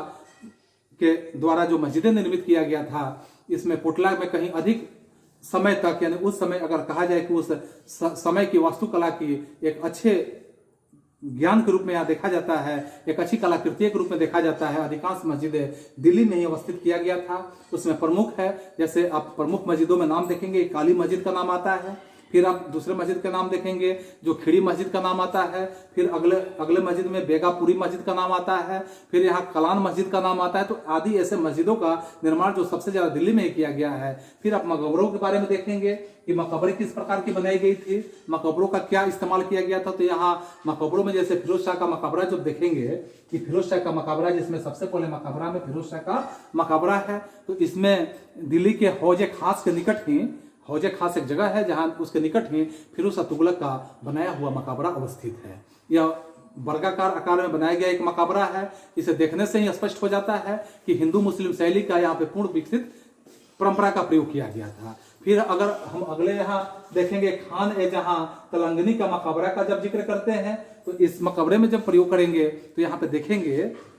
कि यह मकबरा जो था यहाँ निजामुद्दीन औलिया की दरगाह का दक्षिण में स्थित यह मकबरा है, क्योंकि यह शैली जो था ऐसे इसकी योजना जो थी इस प्रकार की बनाई गई थी जो अष्टभुजीय प्रकार का यह शैली का प्रयोग किया गया था। फिर यहाँ अगले बिंदु पे देखेंगे कबीरुद्दीन औलिया का मकबरा। तो कबीरुद्दीन औलिया के मकबरा में जब हम वर्णन करते हैं तो यह देखते हैं मकबरा जो है निजामुद्दीन औलिया की दरगाह के दक्षिण में अवस्थित यह मकबरा है, क्योंकि इसकी योजना जो है अष्टभुजाकार नहीं होकर यह क्या है, इसे लाल गुंबद के नाम से भी जाना जाता है, यानी इसी को लाल गुंबद के नाम से जाना जाता है। जो इतिहास में अक्सर प्रश्न आता है कि लाल गुंबद किस मकबरे को कहा जाता है, तो यहाँ कबीरुद्दीन औलिया के मकबरे को कहा जाता है। फिर आप यहाँ देखेंगे यानी अंतिम मकबरे के रूप में सैयद तथा लोधी वंश का जो युग रहा है, तो सैयद और लोधी वंश के युग में आप यहाँ पे जो सैयद वंशीय युग देखेंगे तो सैयद वंश का शासन जो था अशांति और अराजकता और अव्यवस्था का काल कहा जाए तो इसमें कहीं भी दो राय नहीं हो सकता है, क्योंकि सैयद शासक के रूप में जो कुशल प्रशासक तथा योद्धा की बात की जाए तो यहाँ पे कुशल योद्धा भी नहीं थे। तैमूर का आक्रमण हुआ था, अर्थात तैमूर लंग के आक्रमण के परिणाम ही अगर देखेंगे तो आर्थिक साधन यहाँ छत बिछत होने की स्थिति में आ गया। आर्थिक साधनों की स्थिति इस प्रकार से हुई कि वस्तु कला के प्रति स्थापत्य कला का पतन यहाँ स्वाभाविक रूप से देखने के लिए मिला, और इसमें किसी प्रकार की अतिशयोक्ति नहीं होगी। कुछ इमारतों का जो निर्माण किया गया, ऐसे इमारतों में केवल खिलजी वंश की इमारतों का एक असफल नकल का यह पात्र देखा जा सकता है। फिर आप इसी के अंदर लोधी कालीन स्थापत्य कला की वर्णन कर सकते हैं, वस्तु कला की वर्णन कर सकते हैं। तो लोधी शासन काल में जब देखेंगे तो इस शासन काल में खासकर आपको ये जानकारियां हासिल होगी कि जैसे ही इमारतों का निर्माण उस समय हुआ था वे खिलजी कालीन इमारतों की एक नकल ही प्रतीत होता है, क्योंकि लोधी वंश के शासन काल में जो वहां खिलजी इमारत जो ओज के रूप में, लालित्य के रूप में अगर देखा जाए या पुनर्जीवित करने का यहाँ प्रयास करने का काम किया गया था, खासकर उन्हें अधिक सफलता हासिल नहीं हुई थी। इसी आधार पर पर्सी ब्राउनी जो इतिहासकार हैं उनके शब्दों के अनुसार देखा जाए तो उस युग में जो मकबरा बना हुआ था, इसलिए मकबरा का युग कहा जाए तो इसमें कहीं शक नहीं है, क्योंकि समकालीन जो जनता उस समय की थी, मृतकों की समाधि जो था, निर्माण की जो कार्य होता था, ये अधिक रुचि लेने का काम करते थे, और सैयद तथा लोधी वंश के जो शासक होते थे इसमें इस तरह की भावनाएं नहीं होती थी। इसके साथ निम्न कोटि की जो सामग्री होती थी इसके निर्मित नगरों के अवशेष के रूप में अगर हम समझते हैं तो आज भी असंख्य कब्रें यहाँ जनता की रुचि के लिए एक तरह का प्रतीक और मौन बनकर बैठी हुई है। तो इस तरह से इन तमाम बातों का अध्ययन से पता चलता है कि दिल्ली सल्तनत काल जो है वह वस्तु कला का पर्याप्त उन्नति यहाँ पे होने का काम हुआ था, क्योंकि इस काल की जो शैली थी वह निसंदेह रूप से कहा जा सकता है कि हिंदू मुस्लिम वस्तु कला शैली का यह मिश्रित एक तरह का स्वरूप देखने के लिए मिलेगा, क्योंकि दिल्ली की कुतुब मीनार से यह शुरुआत होता है और एक शैली के विकास के साथ साथ जब हम इसे पाते हैं तो इसकी शैली जो है चरमोत्कर्ष तक यानी युग के फतेहपुर सिकरी के भवनों में जाकर यह पहुंच जाता है। और इस तरह से आपका यह चौथा प्रश्न का भी यहाँ समाप्ति होता है। फिर पांचवें प्रश्न के रूप में हम देखते हैं कि पांचवें प्रश्न आपके जो सबसे महत्वपूर्ण प्रश्न और भी है, प्रश्न में हम देखेंगे अभी गुरु नानक की देन पर एक निबंध लिखने की बात है, जो आपका यह सबसे अंतिम प्रश्न होगा। गुरु नानक के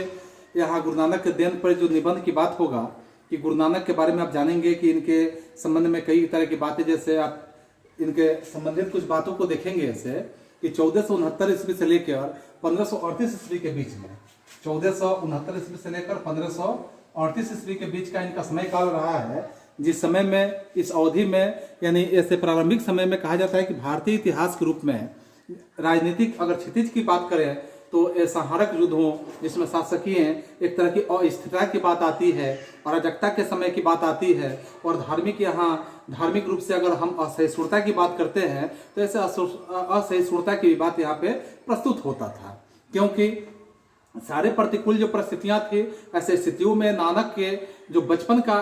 स्थिति है वह यहाँ प्रभावित होने का काम किया है। क्योंकि इसके फलस्वरूप ही अगर हम समझते हैं कि वे अपने जो सहपाठी होते थे, सहपाठियों के साथ में या सहपाठियों की अपेक्षा वे उनके अंदर अधिक एक तरह के चिंतनशील विचारधाराएं शुरू से ही यानी बचपन से ही ये विचारधाराएं उनके अंदर मौजूद थी और मुख्य रूप से बहुत ज़्यादा सोचते थे। ऐसे स्थिति में इनके माता पिता जब समझे कि यह बहुत ज़्यादा सोचने पे मजबूर रहता है, इतना ही सोचता क्यों है, इसीलिए इनका उम्र 18 वर्ष अभी हुआ था तभी इनका विवाह करा दिया गया। और विवाह करने के बाद इन्हें अपने एक ससुर थे, वो ससुर जो व्यापारी स्वभाव के थे या व्यापारी तरह के वो व्यक्ति थे, तो व्यापारी होने के कारण ससुर के साथ रहकर व्यापार के गुण सीखने के लिए उन्हें उन्हीं के पास, ससुर के पास भेज दिया गया, ताकि जाएंगे वहाँ व्यापार का कार्य सीखेंगे, व्यापार व्यवसाय से संबंधित कामों को समझेंगे, तो वहाँ भेज दिया गया। लेकिन यहाँ नानक जो थे ज़्यादा चिंतनशील रहने के कारण उनका कार्य ऐसे व्यापारिक रहन सहन से या व्यापारिक काम काजों के प्रति बिल्कुल मन नहीं लग रहा था, और अंततः वे क्या किए कि साधु और सन्यासियों के संगत में रहने लगे और एक तरह से देशाटन करने की स्थिति में अपने आप में आ गए। खासकर ऐसे गुरु नानक के बारे में अगर कहा जाए कि इनके द्वारा जो रचित बहुत से दोहे हैं, उस दोहों में ऐसे प्रेरक पदों में अगर हम बात करते हैं, गीतों के बाद में अगर हम बात करते हैं, तो एक ग्रंथ के रूप में इनका ऐसे जो रचना है वो संकलित किया गया है। वह ग्रंथ क्या है आपका, कि आदि ग्रंथ के नाम से वो ग्रंथ जाना जाता है, जिस ग्रंथ का नाम आप समझेंगे कि इसे आदि ग्रंथ के नाम से यह संकलन है गुरु नानक का लिखा हुआ, यह जाना जाता है। इस ग्रंथ में नानक का ऐसे मुख्य उद्देश्य हुआ करता था कि एक ईश्वर में, यानी वह एक ही ईश्वर में विश्वास करके विभिन्न धर्मावलंबी जो होते थे, वैसे धर्मावलंबियों के बीच में मैत्रीपूर्ण संबंध स्थापित करने का काम की बात उसमें किए थे। साथ में सिख धर्म को, जैसे यहाँ देखेंगे सिख धर्म जो है, सिख धर्म को एक शाखा के रूप में ही उन्होंने मान्यता प्रदान करने का काम किया। यह बात देखने के लिए भले आप अलग समझेंगे कि बाद में नानक के जो उत्तराधिकारी थे वे सिख धर्म के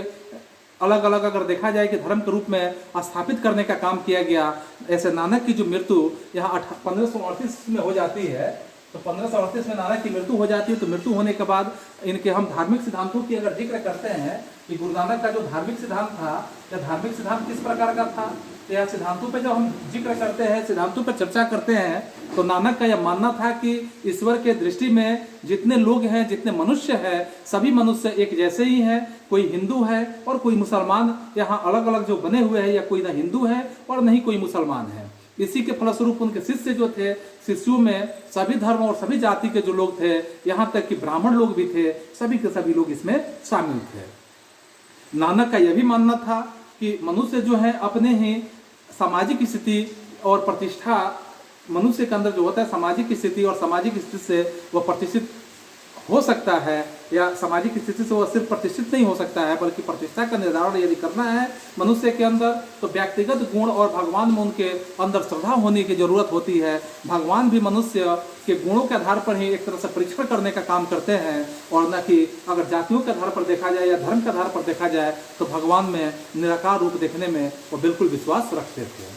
फिर उनका और भी विचारधाराएं हैं इसमें सिद्धांत में, कि यहाँ गुरु नानक के अनुसार कहा जाए कि भगवान यदि है तो वह अगम्य है, अपरिमित है, अगण्य है, और इसके साथ स्वतंत्र और वह अविनाशी के रूप में जाने जा सकते हैं। भगवान का ऐसे कहा जाए न तो जन्म होता है और न ही भगवान का मृत्यु ही होता है। भगवान की शक्ति की बात किया जाए तो भगवान की शक्ति में पूरा संसार जो होता है वह बिल्कुल प्रभावित होता है। प्रत्येक जीव जो होते हैं इस संसार में, जितने जीवों की उत्पत्ति हुई है, वे जीव के अंदर वह भगवान स्वयं समाये हुए हैं। भगवान ही अगर कहा जाए तो समूचे ब्रह्मांड को, यानी पूरे जो ब्रह्मांड की यह सृष्टि है, इस सृष्टि का एकमात्र एवं नियंत्रक रूप में जाने जा सकते हैं।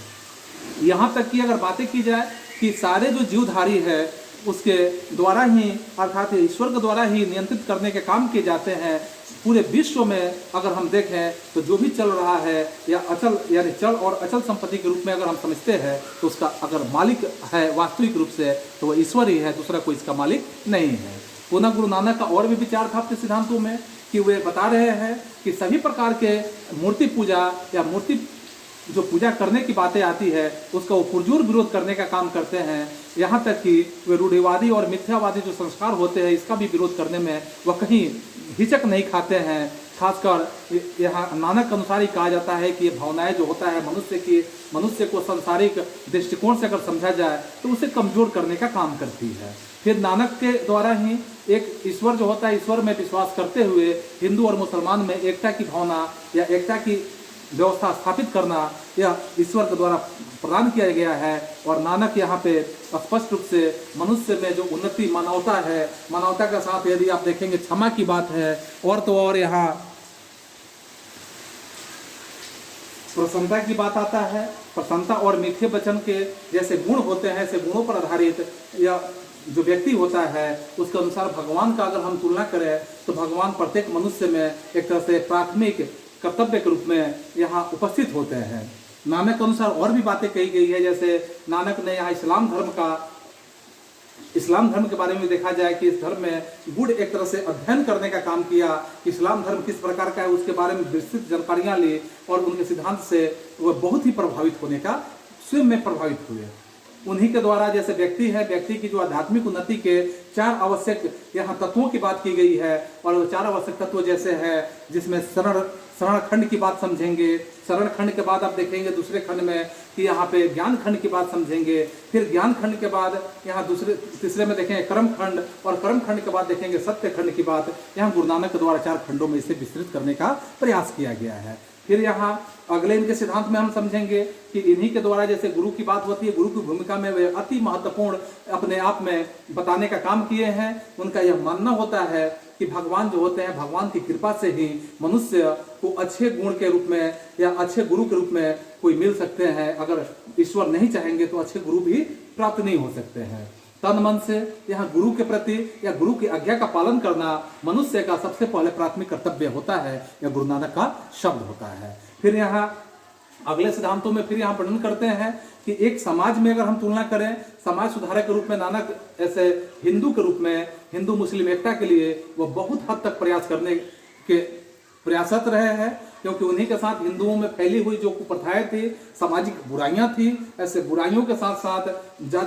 जाति प्रथा को एक तरह से इन्होंने अस्वीकार करने का काम किया। उस समय आप यहाँ पाएंगे कि गुरु नानक के समय में हिंदू धर्मावलंबी का संपूर्ण रूप से जो संपूर्ण नेतृत्व ब्राह्मण वर्ग के पास चला जा चुका था, इसके साथ साथ और शूद्रों को यहाँ घोर अवहेलना की सामना करना पड़ रहा था। इन सारे परिस्थितियों को देखते हुए वह यह वर्ग जो है सामाजिक और आर्थिक दृष्टिकोण से भी उपेक्षित होने में कहीं उनको छोड़ा नहीं जा रहा था। इसके साथ ऐसे स्थिति में शूद्रों को अपना वह शिष्य बनाकर नानक ने उनमें समानता की भावना भरने का भरसक प्रयास किया। और इसके अतिरिक्त यहाँ नानक जो है मुस्लिम समाज पे जो व्याप्त समानता की भावना की बात होती है, ऐसे व्याप्त समानता की भावना के साथ साथ इस भावना से वो प्रभावित होते हुए या समाज को प्रभावित करने के साथ जाति को अपने वास्तविकता का परिज्ञान करते हुए और खासकर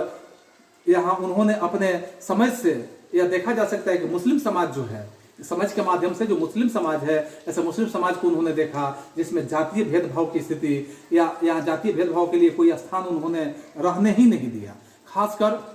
यहाँ गुरु नानक के द्वारा ही दिखाया जाता है कि नानक ने इस विषम परिस्थितियों में जो यहाँ पे परिस्थिति का विरोध करने की बात आता है और बिखरे हुए समाज होता है, इसको संगठित करने में पुरजोर खुलकर समर्थन किया और साथ में इस समर्थन में उन्होंने भरपूर योगदान देने का भी काम किया। फिर यहाँ गुरु नानक के समाज के संबंध में देखेंगे कि इनके द्वारा समाज में व्याप्त जो अंधविश्वास था, ऐसे अंधविश्वासों का इन्होंने खुलकर विरोध करने का काम किए। उस समय चतुर्दिक अराजकता फैली हुई थी और चतुर्दिक अराजकता का वातावरण हर जगह पे फैला हुआ था। ऐसा माहौल बन चुका था कि समाज के प्रत्येक जैसे ब्रह्म समाज जैसे यहाँ ब्राह्मण आडंबर की बात अगर देखें और रूढ़िवादी विचारधाराओं को देखें, ऐसे प्रयासों के कठोर जाल से वह बिल्कुल समाज घिरा हुआ जो अवस्था में था, ऐसे घिरे हुए समाज को सन्यासी और साधुओं के वेश में चारित्रिक रूप में अपने अनुभवों को गुरु नानक ने क्या किया कि अपने अनुभवों को लोगों के बीच में जो ऐसे भ्रांति फैली हुई थी हिंदू समाज की भांति इस्लाम धर्म के अनुयायी भी रूढ़िवादी विचारधाराओं में उलझे हुए जो स्थिति में थे, इसके साथ गुरु नानक ने अपने सरल और सहज उपदेशों के माध्यम से समाज में जो व्याप्त इस तरह की अंधविश्वास फैले हुए थे, बाह्य आडंबर जो फैला हुआ था, इसका इन्होंने पुरजोर विरोध करने का काम किया। फिर यहाँ नानक के विशेष बातों में